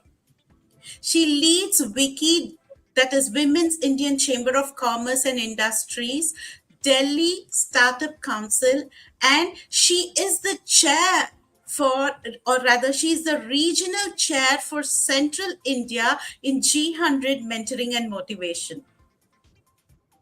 With professional focus on skill development, women's empowerment, and fostering sustainable change by empowering community, Meghna is the recipient of Ambassador for Good Award from Global Women for Good and Exceptional Women of Excellence Award by Women Economic Forum. She relentlessly pursues she is relentless in pursuit of inclusive economic growth, aligns with United Nations Sustainable Development Goals, probably most of the SDG goals, positioning her as a driving force in return of regenerative leadership. A very warm welcome, Meghna, and it's very nice that we are a part of this panel where we are going to discuss about the most sensitive topic, where we touch on economy. It's about inclusive economy and opportunities for all. So I would like to first ask my question to Sister Sharvari. And before I proceed, Once again, to all sisters, a very warm welcome to this panel. So, my question to Sister Sharvari is, what are your suggestions for on ways to improve inclusivity in male-dominated workplaces? Here, I would like to quote an example. How do we make ideas like flexible timings, on-site childcare more accessible? Thank you, Sister Kalyani, for the question. And a very good afternoon, evening to all the audience and all the panelists here. Uh, this question is very important because I think it touches very close to all of us. I wouldn't say just myself, but to all of us who've been in workplaces. Uh, the workplaces are changing. Yes, definitely. We have a lot more women in the corporate workplace. We have a lot more women making decisions in the economic background also. But let's be honest, they're not. It's not enough. And when your voice is not in the majority, usually it gets silenced. This is also true for really young workers who are just joining the workforce, because the leadership is usually someone who's fairly old, who's been there with a lot of experience. So for them to also understand these kind of things is difficult. So when we talk about flexible timings, it's very important when we are talking about women and flexible timing. Not to say that men don't deserve it. It is just to say that women do shoulder a lot of responsibilities outside of the workplace as well. It is a cultural difference, and the more cognizant we are of that fact, and the more accepting we are of that fact, I think would contribute to the economy as the whole as well. Women form about 50% of the population in any country, even in India. So if we do not represent that number in the workforce, something is keeping us out. So when you have really intelligent, really educated women outside of the workforce because of lack of things like flexi timing, where you are allowed to work your 8 hours or your 6 hours according to your schedule, or you're allowed to have your children brought into the workplace with on-site childcare, if that does not happen, it really hampers the economic development. Not only it starts with the workplace, it translates all the way into the economy as well, because you're keeping that whole section out of that entire section out of the workforce. So basic changes, not only to do with policy but also culturally in the workplace, need to happen, and that can only happen with a top down approach. If the leadership is accepting of this change, that culture will come down and will be able to be spread into the workplace as well. So if the leadership is welcoming of on-site childcare, it's acceptable to bring in your children. So it's not just a policy change on paper. It is also something where through sensitivity training, you're able to, which is continuous sensitivity training, you're able to get the entire employee circle accepting of these things. Then you're able to bring in childcare onto on site. You're also able to allow for flexi timing, where it's not the number of hours that you're seen in the workplace that is important, but actually the work that you produce. So your KPIs need to change accordingly, your KRAs need to change accordingly. So the focus is not just on being visible in the workplace, but also depends on the quality of work that you're producing. These kind of changes at the fundamental level with the policies as well as culturally within the workplace, I think would make a huge difference. And it could encourage more women to not only come into the workforce. See, there are a lot of women entering the workforce. I'm talking about a lot of women being able to stay in the workforce, even when they have children, when the children are growing up. For example, children are giving their board exams. For example, you have older parents you need to take care of, older in-laws you need to take care of. So staying in the workforce becomes much more difficult as we go on in our lives, rather than just entering the workforce. So that Correct. those kind of sustained changes need to happen uh, to make the workplace more inclusive, and by that stretch going forward, even within the economy. So I think if these things can happen, if you're able to make these changes, it will make a huge difference uh, in how productive we are in the economy. Awesome, awesome, awesome. Thank you so much, Sister Sharvari. I would like to ask the same question to Sister Meeta because I want her to let me know her thoughts. What are your suggestions with respect to ways to improve inclusivity in male dominated workplaces? From her aspect, because she's been talking about inclusivity and diversity, and with the corporate experience she holds, how does she feel this can um, um, change, or this needs a change, or what should be taken? Please share your views, Sister Meeta. Thank you so much, Sister Kalyani. And Dr. Shravari, I think you have spoken a few topics which are on point, very practical challenges, very relatable challenges. And I think more and more conversation has to be around these topics. So thank you so much for bringing those up. And I'm completely in line with what Dr. Shravari mentioned. I'm just going to add to what she said because, um, you know, uh, first and foremost, I would really appreciate if we stop calling it a male dominated environment or a workplace, because somewhere psychologically we are already sending a message with that particular term that we are using. So I think we have to be very cautious about how we are coining these terms and how we are articulating them. I would rather, if need be, I would rather call it gender skewed a workplace at this point in time, which requires attention. It could be skewness could be towards female as well, but when we say gender, male dominated, the word male dominated kind of brings in a lot of other thoughts which are probably not even associated with the topic we are discussing right now. So my first, if I could, I would, and wherever I shall, I shall change the usage of this term, first of all, right? That's one. Second, I think we can implement a lot of organization level changes in our policies and procedures. And a few examples are recruitment.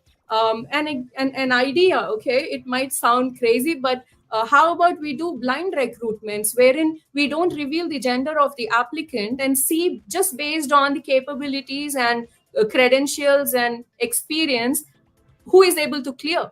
We look at the gender later, right? Unless and until the role requires gender specific requirements are clearly mentioned. Because if it is a heavy physical activity, then yeah, probably we have to look at who can do this job better. But then again, this is nothing to do with gender. It is to do with the role that particular gender is going to play, that candidate is going to play. So I think this is just one small example, crazy ideas, but I think if more and more organizations use it, it would be great. The second thing is, even if we allow as organization, right, we open channels for women to apply for leadership positions, we allow those platforms to open up, how many women are one skilled and ready to take up those opportunities, and how many of them are willing to? So we also need to see that a lot of us women, and I might, at the risk of sounding a little self depreciating, but let me tell you frankly that not many women aspire to be in the leadership position. Yeah, because for them, as Dr. Shavri rightly mentioned, all these day-to-day activities, the additional over and above the work time, the activities that we are doing, the responsibilities that we are, playing, it kind of takes a lot of energy. It kind of takes a lot of time. And somewhere everybody's finding a balance, right?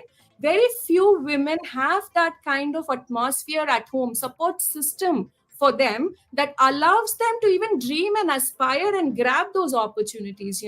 So I strongly believe organizations can also promote leadership mentoring programs.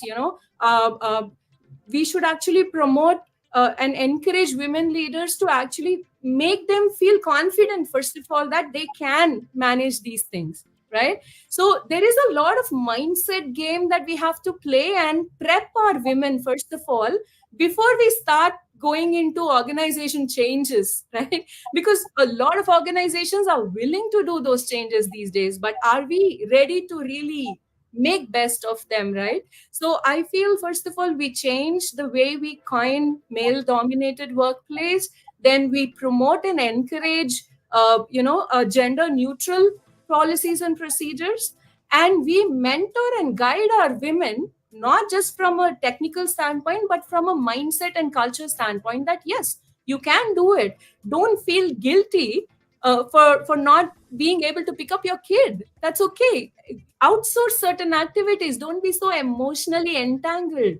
No, it's okay. So our women have to really learn and understand that. I strongly believe that. And then there is no stopping. We will find our ways. We will mentor ourselves. We will grab those opportunities. We just need that mindset. No? Awesome, awesome. That's very nice. That's very nice. While you were talking about how the mindset needs to be changed in so many aspects, I just would like to ask Sister Meghna, what are some successful examples of inclusive business models? Because we spoke about women in career. Now we want to talk about women in business.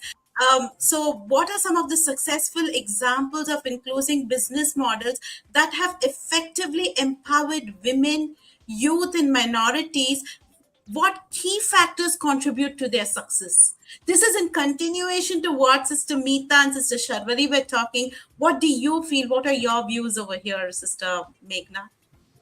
Thank you so much, Kalyani, for the invitation. I've actually usually enjoyed having conversations with you, and I mean, having such a vibrant panel adds to the vibe of today's discussion. Uh, as rightly pointed out and discussed by two of my other co-panelists, I would like to give examples of the organizations who have actually empowered the women or minorities or youth who came from the under privileged sections, or maybe from the villages of the towns and the cities that we that constitutes to have majority of the population that we see in our country and also abroad.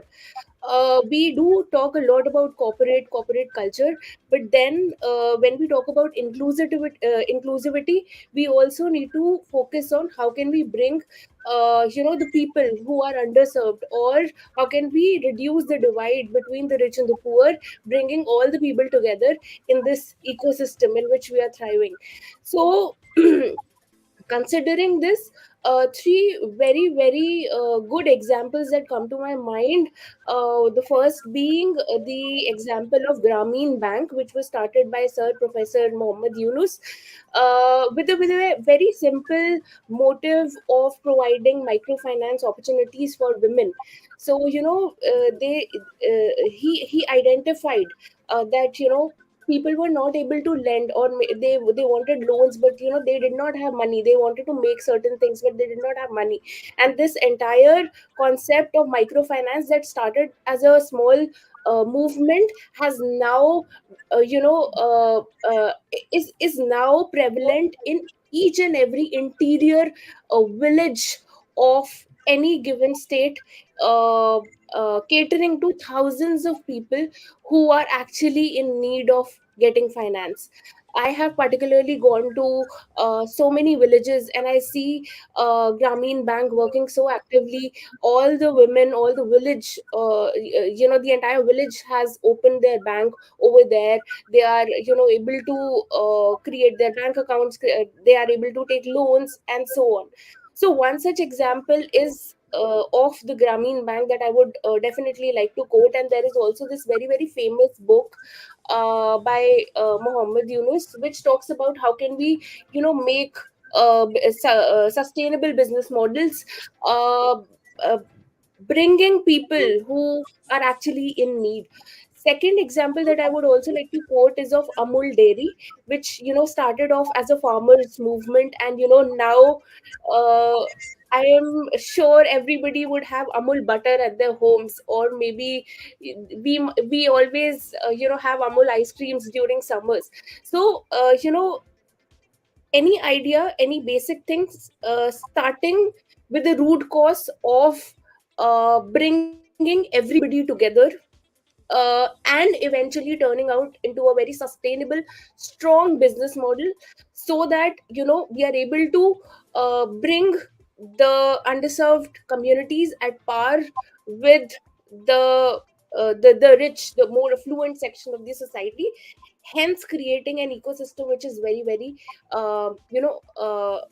inclusive.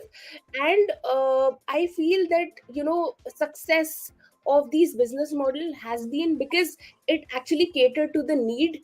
People were in need, they supported the cause, it became a huge movement, hence we were able to create a sustainable business model around the same. The businesses were able to scale, and now we see that these organizations are there all over across the globe, not just bringing or making about a change in the economic status of the people, of the women, of the youth, or the underserved section of the society, but also trying to bridge this gap between the rich and the poor that we see, which is existing at the moment. Awesome, awesome. That's very nice, Sister Meghna. You touched upon so many sensitive topics, and the examples they have given, it's actually relates. And some of those examples are very emotional to most of us, because Amul is one product that we can never forget, utterly butterly delicious. So yes, you touched upon very sensitive stuff, and it's amazing. While we were talking about this, I would like to go back to Sister Sharvari and ask this very crucial question, which is, what are the biggest challenges that companies face when they are trying to implement inclusive practices, and how can these challenges be overcome? Yeah, thank you, Sister Kalyani. Here, I think I'd like to pick up from what Sister Meeta mentioned. When you're talking about workplaces, you're talking about organizations, and you're talking about these changes, there is a huge resistance to this change. So the mindset change that she was talking about, that is very, very important in organizations, institutions, and definitely even at home. So you start closest to yourself, which is at home, and then the change has to go forward, right up to society, right up to the economy, everything. So the mindset change, I think, is very, very important. That is a huge challenge in today's workplace, where people who have been in the workplace for years, for decades, they come in with a set mentality, a set mindset, which is very difficult to change. And most of these individuals, and this is males and females both included, they are very resistant to change. They have been doing things a certain way for years. So now to ask them to change that, it becomes very difficult. And most of us, I think, experience this as at home as well. When you are different generations living in the same house, it's a very similar concept. So that challenge, I think, all of us face in the home, in the workplace, and even in society. We are lucky, yeah, I would say 2024, a lot of changes we can see in society as well, where people are far more accepting of these changes. But we have a long way to go. We definitely do have a long way to go. Another major aspect that needs work, I would say, or a big challenge, is inadequate infrastructure. There isn't a lot of infrastructure available. When we say, I want childcare on site, is the infrastructure available to do that? There are workspaces that are fairly small.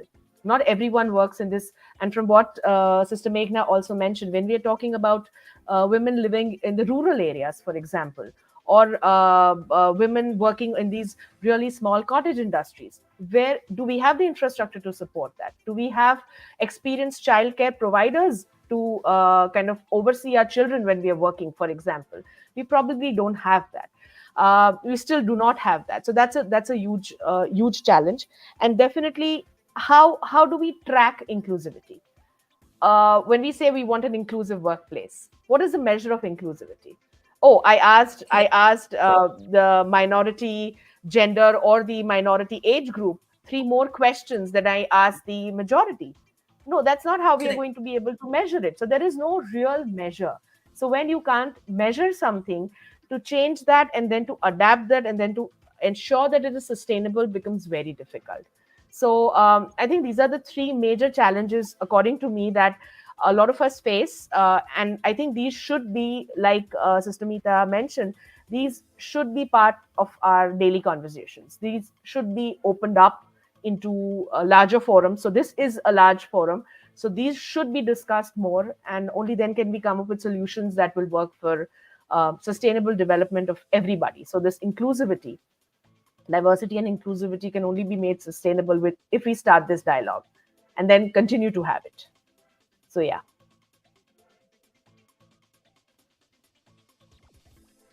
Right, right. That's very nice. That's very nice.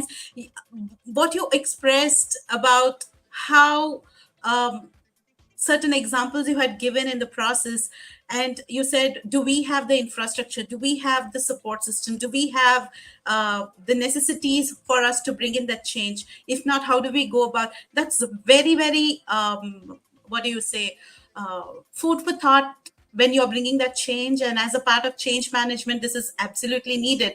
While you were talking in the big picture, I would like to ask the same question to Sister Meghna, and I want her to explain her viewpoints with respect to budding entrepreneurs, with respect to the culture that's followed with the budding entrepreneurs, because she's closely working with the women entrepreneurs, and she's closely working with women who are from I can say homemaker background, stepping directly to be entrepreneurs. What is her experience and what is her thoughts over here? Adding on to what Dr. Sharvadi and also Meeta mentioned, definitely mindset change is one very, very important aspect. When we are talking about inclusivity and also bringing about a change in this entire ecosystem. But primarily, if I talk about rural women with whom I am working through my social enterprise, I see that there is a lot of dedication. They are wanting to do a lot of things, but they are not getting enough opportunities. Societal mindset is another aspect which is preventing them to take actions. Also, lack of training and skilling is one of the major aspect which I see is missing, particularly when I talk about rural women. And if the rural women are trained, if they are skilled with the right skill set and also with the right training, based on the acumen, they can do wonders. And I personally have so many such examples of the rural women who have stepped out for the first time and have gone up till the level that they are now receiving appreciations at the state and the national level, and they are able to Wow. earn a sustainable revenue through the products, through the handmade products that they are making. They are not just empowering, they are not just a role model for themselves, for their families, but they have been a role model for their entire village. Seeing their work, more women of their village have stepped up from their homes, have attended our training programs, and they have got started in the line, in the micro businesses that they are wanting to get started with. Similarly, when we talk about youth, also the freshers who are entering into the corporate culture, still the education system today is such that the industry, with industry 5.0 coming in, the industry demands are constantly changing. And in order to bridge the gap between what the freshers or the students are studying in their colleges and also what is going on in the industry, there needs to be some kind of a skilling or the learning and the development program which keeps the freshers at par with the demands of what the industry expects out of them. Otherwise there is going to be attrition that we have always seen. So that's what I would like to share. That's what I have also observed when I Awesome. have spoken to the youth and also the rural women with whom we are working. Awesome, awesome. That's wonderful. So, the viewers, if you have any questions, please type in. We would love to address that. Before I just go out, when Sister Meeta was talking about gender stereotypes and the way it is being prevalent in the corporate and how we have to change our mindset with that, and what Dr. Sharvari mentioned, I just want to go back to Sister Meeta and ask this last question. How do we break gender stereotypes, especially in leadership?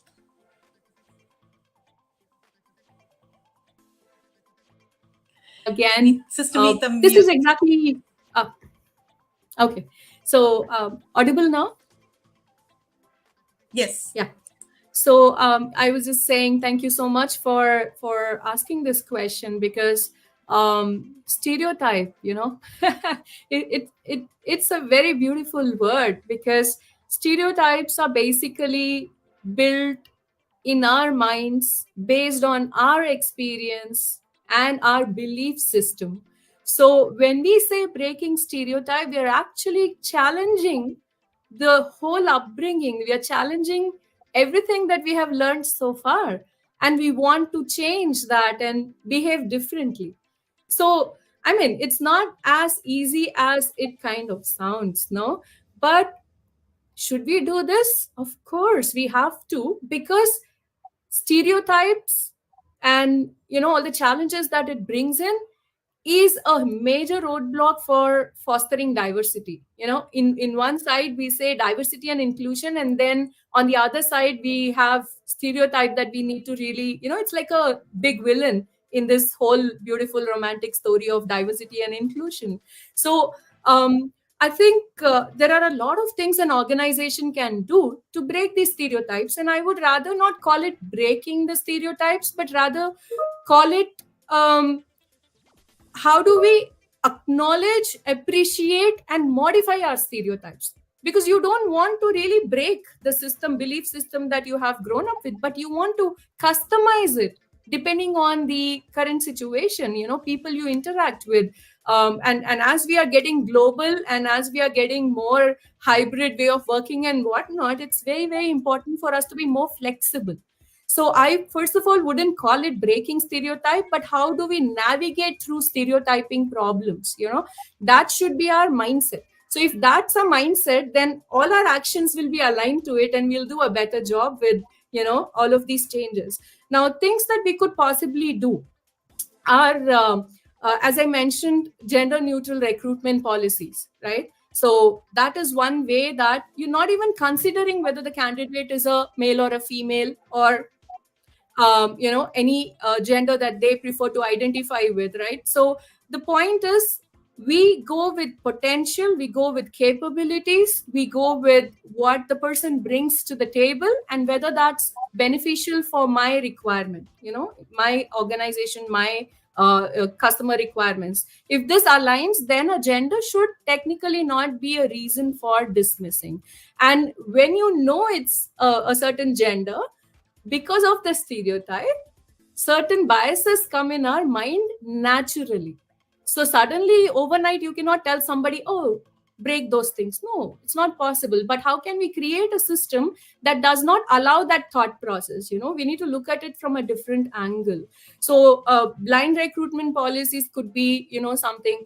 At the same time, um I think in my life, the challenges that I have faced are the most difficult ones, and I have overcome situations, and I am what I am today. Everything is fact, right? But at the same time, when I hear other stories, I start to realize, oh my God, I start thanking my stars. I start thinking, oh, people can even handle situations like these. I am not alone. This could have been a better idea. So, the somewhere it is a human tendency that we start isolating ourselves.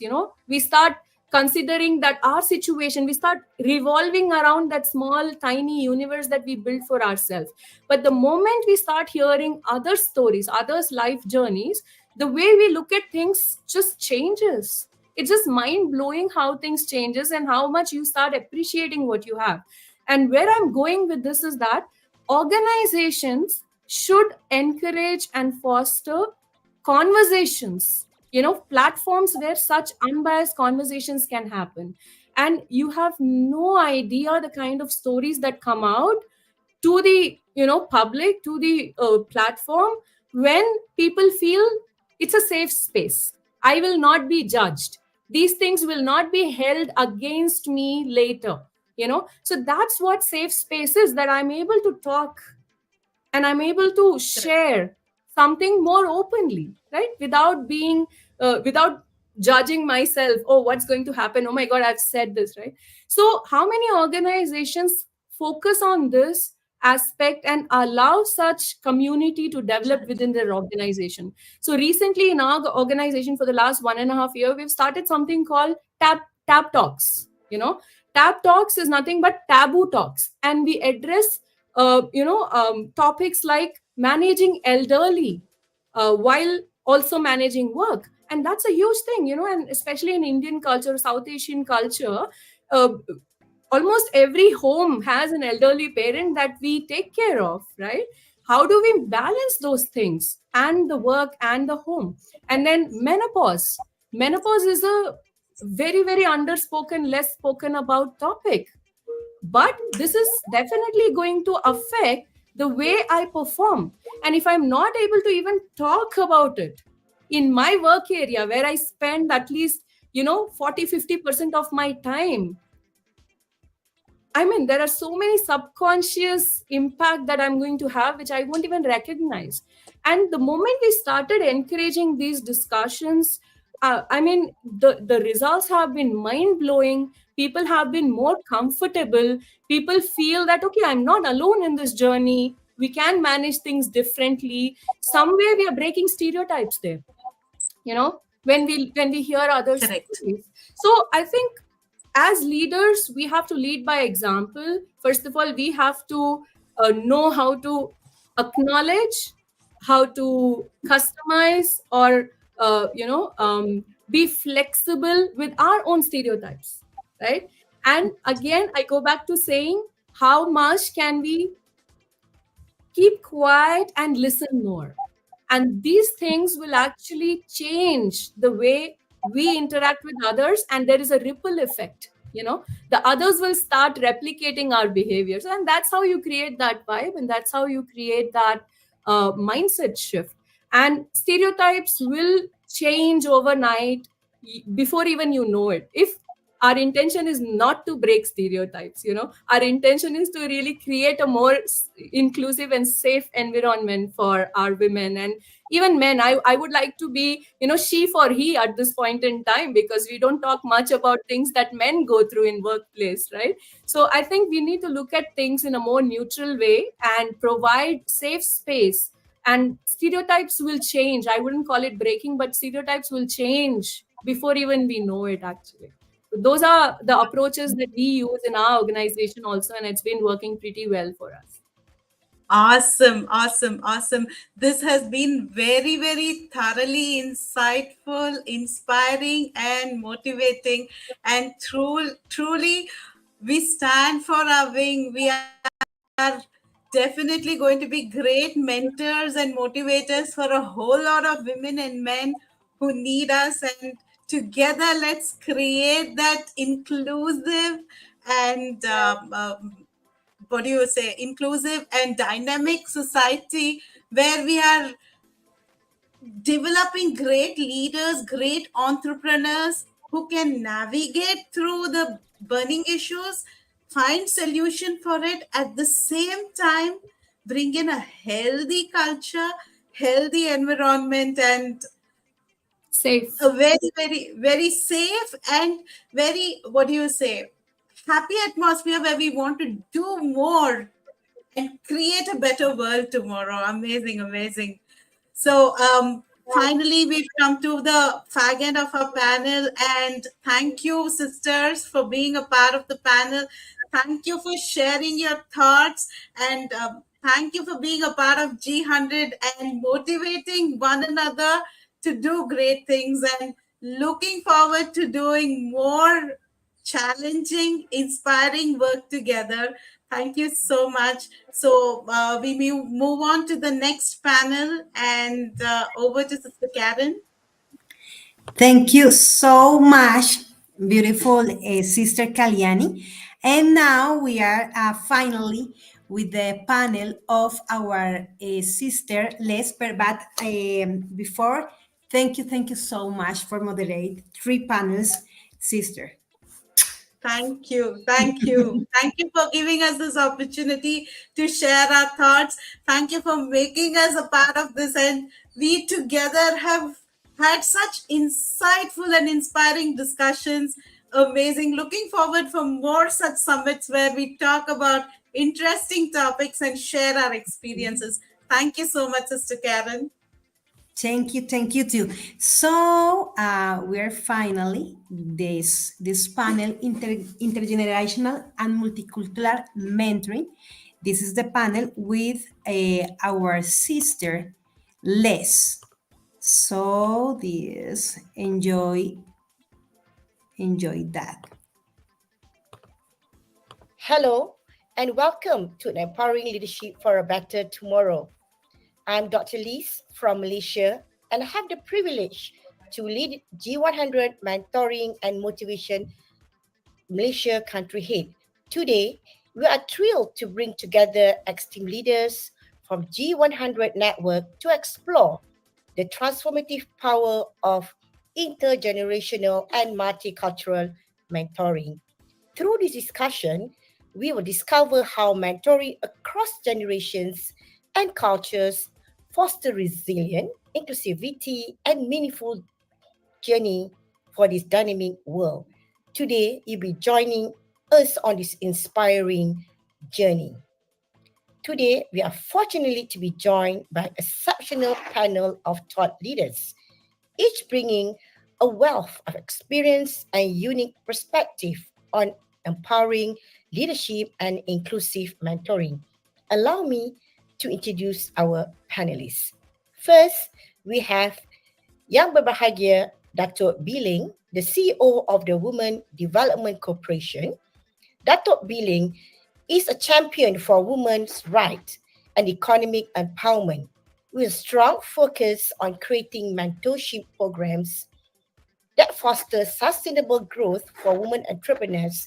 Her insights today will offer a valuable look into how we can measure the effectiveness of intergenerational and multicultural mentoring to achieve meaningful outcomes for both mentors and mentee.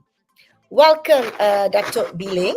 Okay, so to start the heart of discussion today, so this is a question that I would like to ask you, Dr. Billing. Are you ready? Okay. The question is, you have led a successful mentoring programs for women entrepreneurs. Can you share with us how you measure the effectiveness of these intergenerational and multicultural mentorings in all your programs? Over to you, Dr. Thank you, Dr. Liz. A very good evening and good day to everyone. Thank you for this opportunity to speak on a topic very close to my heart, mentoring program for women entrepreneurs, and specifically, how do we measure their effectiveness, particularly in the intergenerational and multicultural settings. The PWDC started the Penang Women Mentoring Program, Entrepreneur Mentoring Program, well about 4 years ago, whereby we grouped about 8 to 10 mentees to be under 2 mentors instead of the usual one-on-one mentoring. We found that this model is very effective and very efficient. As the 2 mentors are also entrepreneurs themselves, there are times when one mentor is busy, the other mentor steps in to answer queries and to facilitate discussion. In that way, even though there is a lead mentor in the group, the mentors themselves play very complementary roles. Now, the beauty of such group mentoring is that we have mentors and mentees coming from diverse backgrounds. We have mentees who are 65 years old and they bring different perspectives to the table. The youngest we had was 24 years old. We also have women entrepreneurs from different ethnicity. Basically, in the Peninsula Malaysia, we have the Malays. So in our group, we also have Malays, the Chinese, the Indian, the Punjabis, and even some coming from the other states and from the East Malaysia. They also come from different part of the state. So we actually have even from the urban as well as from the rural areas. Thus, this group will consist of people from different generations, different cultural backgrounds, and even coming from different locations in the state. When there's a topic of discussion, say target customers, the group members are able to provide their perspective on what they look for, as a customer. And those input are so precious as it enables the entrepreneur to be more focused in their marketing as well as in their sales strategies. Ladies and gentlemen, mentoring is a very powerful tool for empowering women entrepreneurs. To measure its effectiveness, I go back to basics. Two things to measure: money and support. Well, we are proud to say that after the 3 to 4 months of mentoring program, where the mentors and mentees commit to meet at least once every 2 weeks, and the rest is actually via a WhatsApp group, we measured and found that the revenue of the mentees increased 30% on average. That is quite an achievement, right? Considering the time they spend. We do emphasize a lot on practical approach rather than just a theory. And we also provide very useful tips for them. During this mentoring program, we embed also trainings regarding digital marketing. As you know, this is so critical in this era. We include finance. So we do provide training about finance. How to ensure that business is profitable and is actually worth your time to invest, the effort into this also. And last but not least, we put together the input that we have gotten into their own business model canvas, or the BMC. Well, we observed that during such training, we not only bring the groups that they are already in, but we bring the other groups together. So we have round about 10 groups, where we then even create a bigger networking and more sharing among themselves. It's amazing when women come together. The intra-group and the inter-group networking creates even bigger value for the mentees and even the mentors, as they get to learn from each other and provide support for each other. They also leverage on each other as they cross-sell and they upsell. That's really wonderful. Of course, intergenerational and multicultural mentoring introduces unique dynamics, as age and cultural differences can sometimes lead to a bit of a misunderstanding or sometimes differing expectation. Thus, we need mentors who are able to manage this cross-cultural communication, and as well as promote mutual respect and adaptability. Importantly, is to bring them back to see the benefit of having such group. Consistent positive feedback in those areas thus create a productive and cohesive mentoring environment.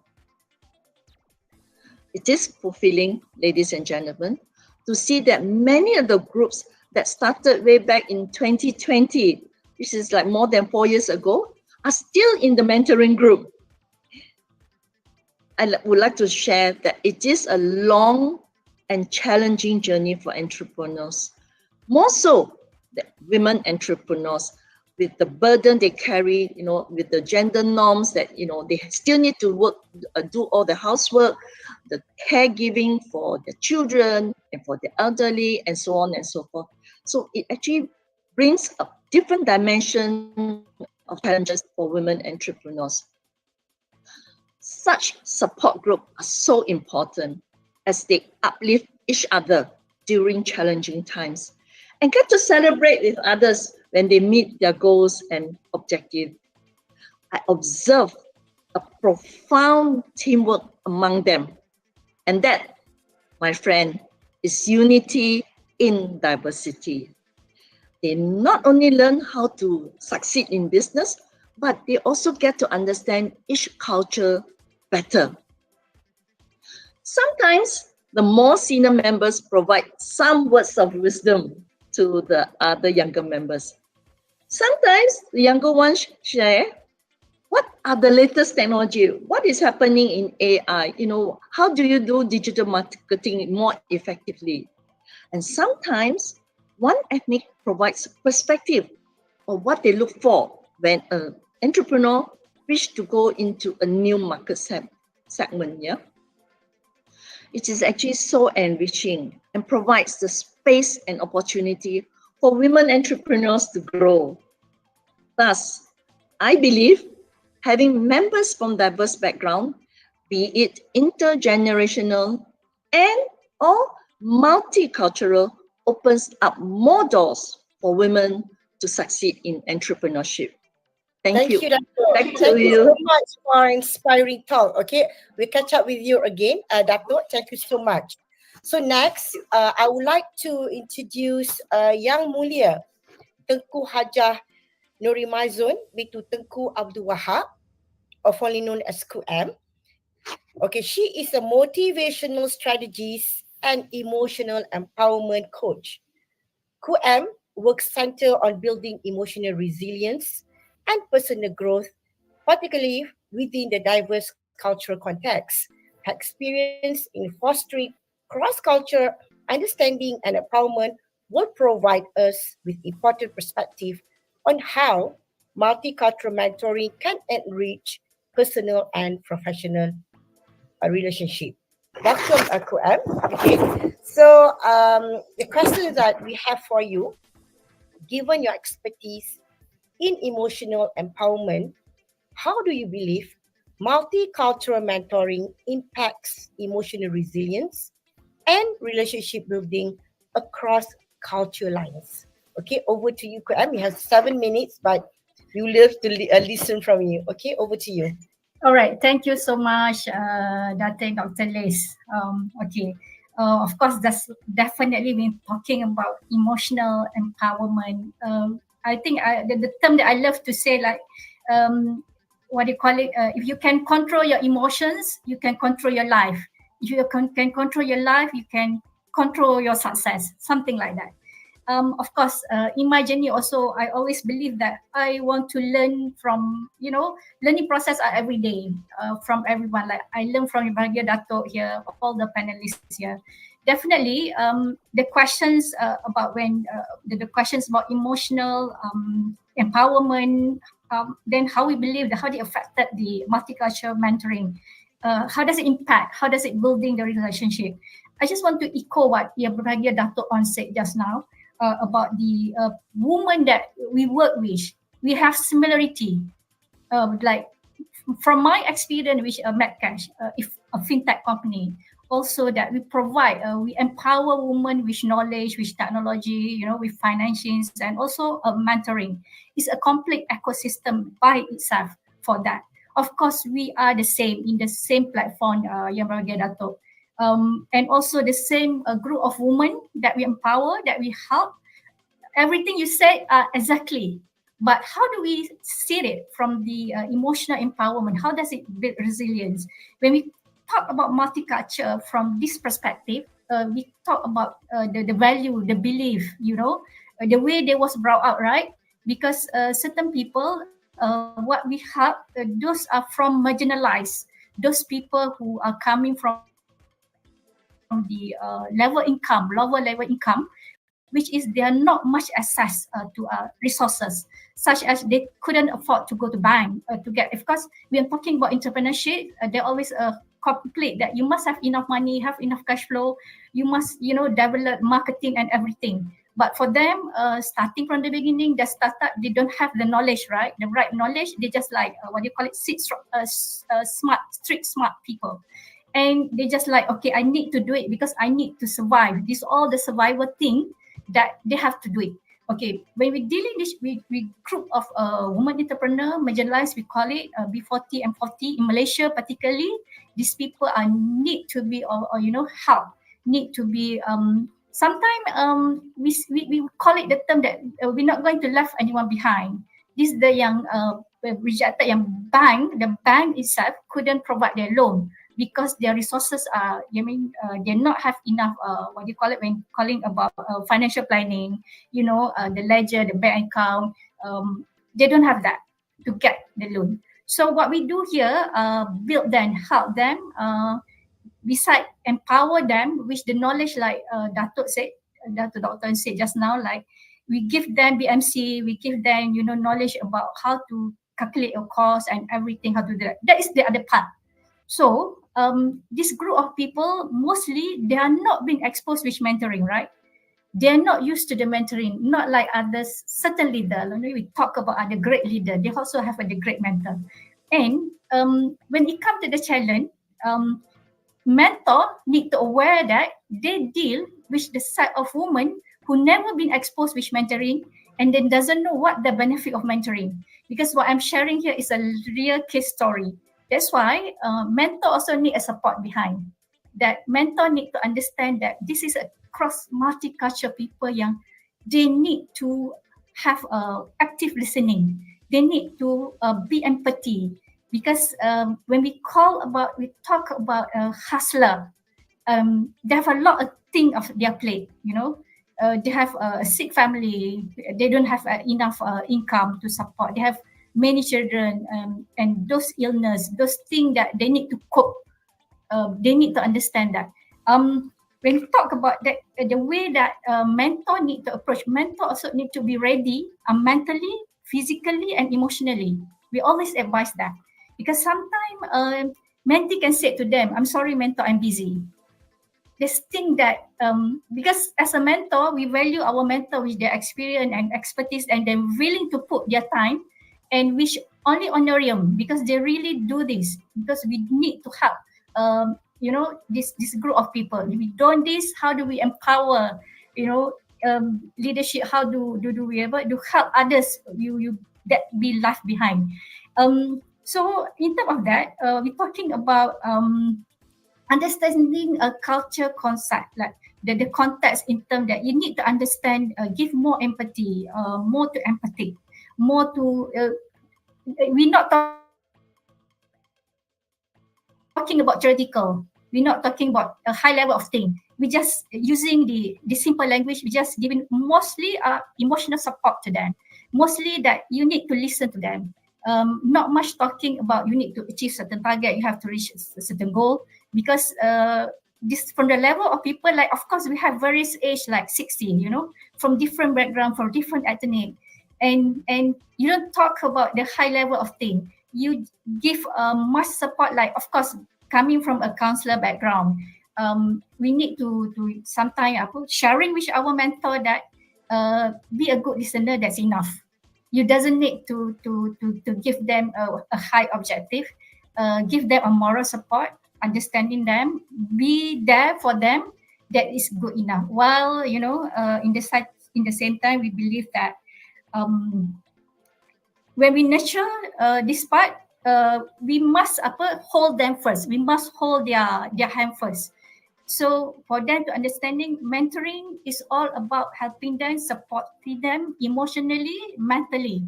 It's not about talking about bigger or wider. That is going to be a step, the other step. So for my experience, that emotional resilience, mentoring with multicultural applications are very important. So through that we can build trust. So if we don't build trust, it's hard to helping everyone. I think what we want to do here to build a bankable woman today for tomorrow. So I believe that's from my perspective, from my what do you call it, experience in this field, dealing with all the women that we need to help them together. That's all. Thank Excellent, you. excellent. Thank you so much, Graham, for your sharing. Okay, we will do a wrap up at the end of the session.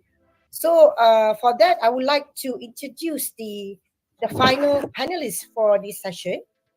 We have here Associate Professor Dr. Rafida Aga Muhammad Jaladin, a registered psychologist and a counselor with University Malaya and Perkama International. Dr. Rafida is definitely an expert in fostering inclusive environments that bridge cultural and generation divides. Her research emphasizes the importance of developing multicultural competencies in mentoring, helping everyone from all different backgrounds to feel supported and understood. Okay, Dr. Rafida, are you ready, Professor? Over to you. Yes, Okay, you have yes. 7 minutes there. Thank you. All right. Thank you, Dr. Lees, and also my fellow panels, and also the audience and listeners out there. Thank you very much for this opportunity to share, from a helper's perspective, in order to make sure that effective mentoring really takes place. Yeah? By the word effective mentoring, we know that it involves relationship. Yeah? Just like what the earlier panel, YMQ was saying, it involves trust, it involves skills, it involves understanding. So when we talk about relationship, we must understand who are the two parties, not just the mentor, but also the mentee. All right. So that is where psychological understanding is very important, because when it's involved relationship and it involves a goal, that means to impart knowledge and skills to another party, everyone must understand the way they think, the way they behave, and the way they act. Because we want to make sure the relationship works and the goals and the objective will be achieved. All right, so that is where psychological understanding must be the prerequisite before we move to the cultural competency, because cultural competency is like the main ingredient in the helping profession, including mentoring. It's just like, when we want to make sure that the kind of help, the kind of mentorship is really effective, that means the mentor must be somebody who is really competent, not just competent, but multiculturally competent. Meaning it's not just have the skill, but it's also must have the right knowledge to know who's the mentee, what is the cultural background of the mentee, and also must have knowledge regarding the cultural differences and also the intergenerational differences. All right. And another component that is also important is awareness. Awareness means self-awareness, meaning knowing you as a mentor beings. We are not born as mentors, meaning, when we are born, we are being human, there are strengths and limitations. Knowing this is very important for us in the relationship with the mentee. So we can have the kind of compassion when we are doing the mentoring task, And now the other party, we must know that mentee may come from diverse cultural group, diverse cultural background. All right. So understanding their culture, what are their do's and don'ts.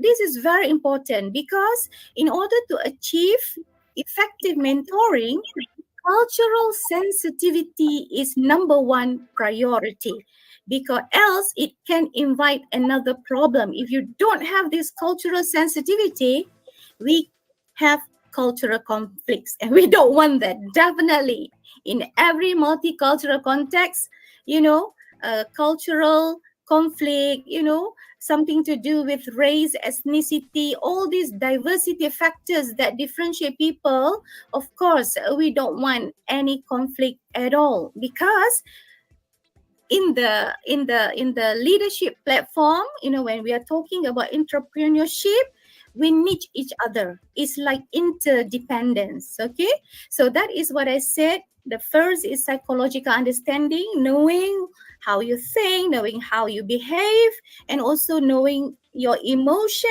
during performing the mentoring task is very important for the mentor, as well as understanding who is your mentee.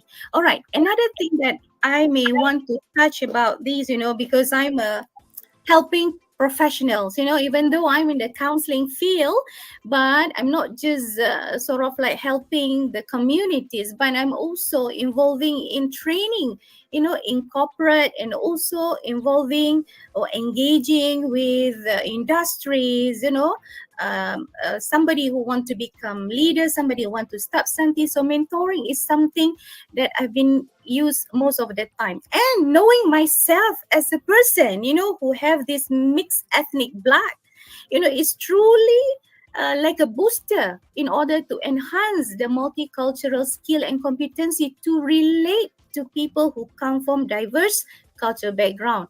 And another thing that my professional training, even though I'm from university, like academician, but the scientist practitioner approach that we normally use, especially in counseling psychology, it really helps to make sure that the kind of mentoring that we try to offer, not just to the community, but to people in the corporate world, is something that is in line with their needs as well as consistent with their cultural background. So as you can see here, there's a lot of interplay of several aspects in our life, so that everything that we do, we not try to bask in the glory of our own greatness or having extra thing from the mentee, but we want to make sure whatever we have can be shared and our mentee can feel the benefits. So it's like a win-win situation.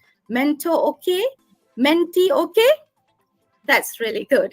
So this is the kind of perspective that we hope every one of us, even the listener, ladies and gentlemen, this is something that we should be having, developing cultural competency, because everywhere we go, even though in Malaysia we know it's truly multicultural country, but even Australia, UK, US, there's no monocultural country anymore. It's all multicultural. The societal composition is so diverse. So this is the time. It's like a call to everyone.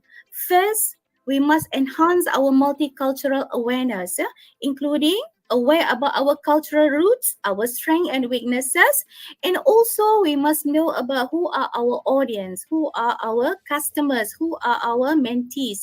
And number two, we must widen our multicultural knowledge, because without knowledge, we cannot offer the kind of help that is possible to ensure they are being helped. It's like the Malay, we call it shock sendiri. That's the Malay word that we normally call. It's basking in the glory of your own self without taking into consideration the other party. And of course, number three, this is what we really needed, the skill, multicultural skill, because we cannot use one mold to fit all. Sometimes when we relate to Generation A, for example, Generation B, for example, there must be a custom-made approach that can really make the kind of mentoring really effective and really can produce benefits.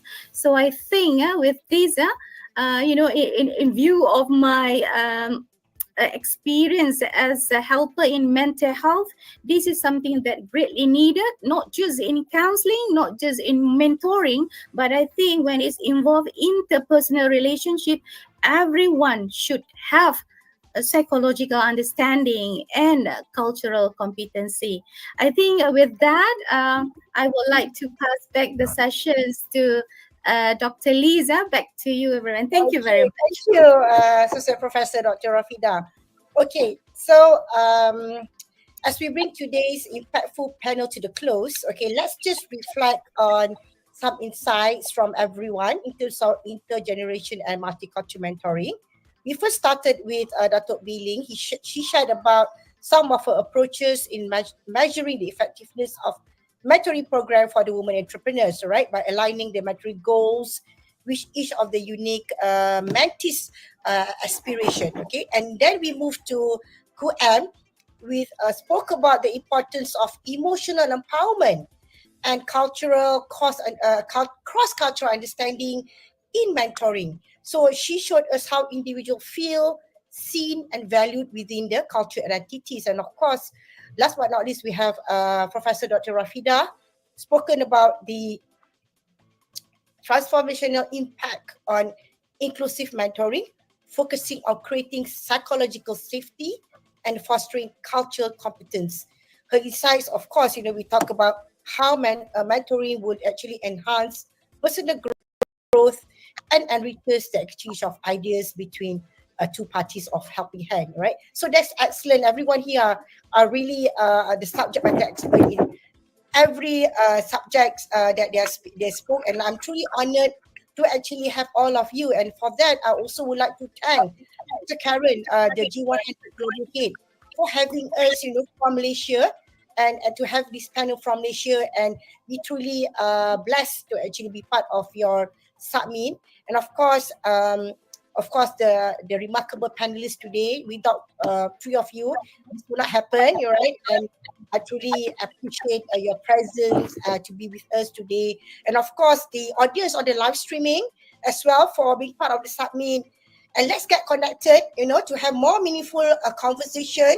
And of course, we invite every one of you here to stay connected with the G100 Mentoring and Motivation wing, and join us on this journey to foster mentoring and motivation to value diversity, and of course, measure impacts and drive meaningful change to everyone. So of course, together we can make an impact on championing this inclusive leadership through mentoring for a brighter and more connected future. All right, for that, thank you again, all of you, and I hope to see you in some other platform. Thank you. Thank you. Okay.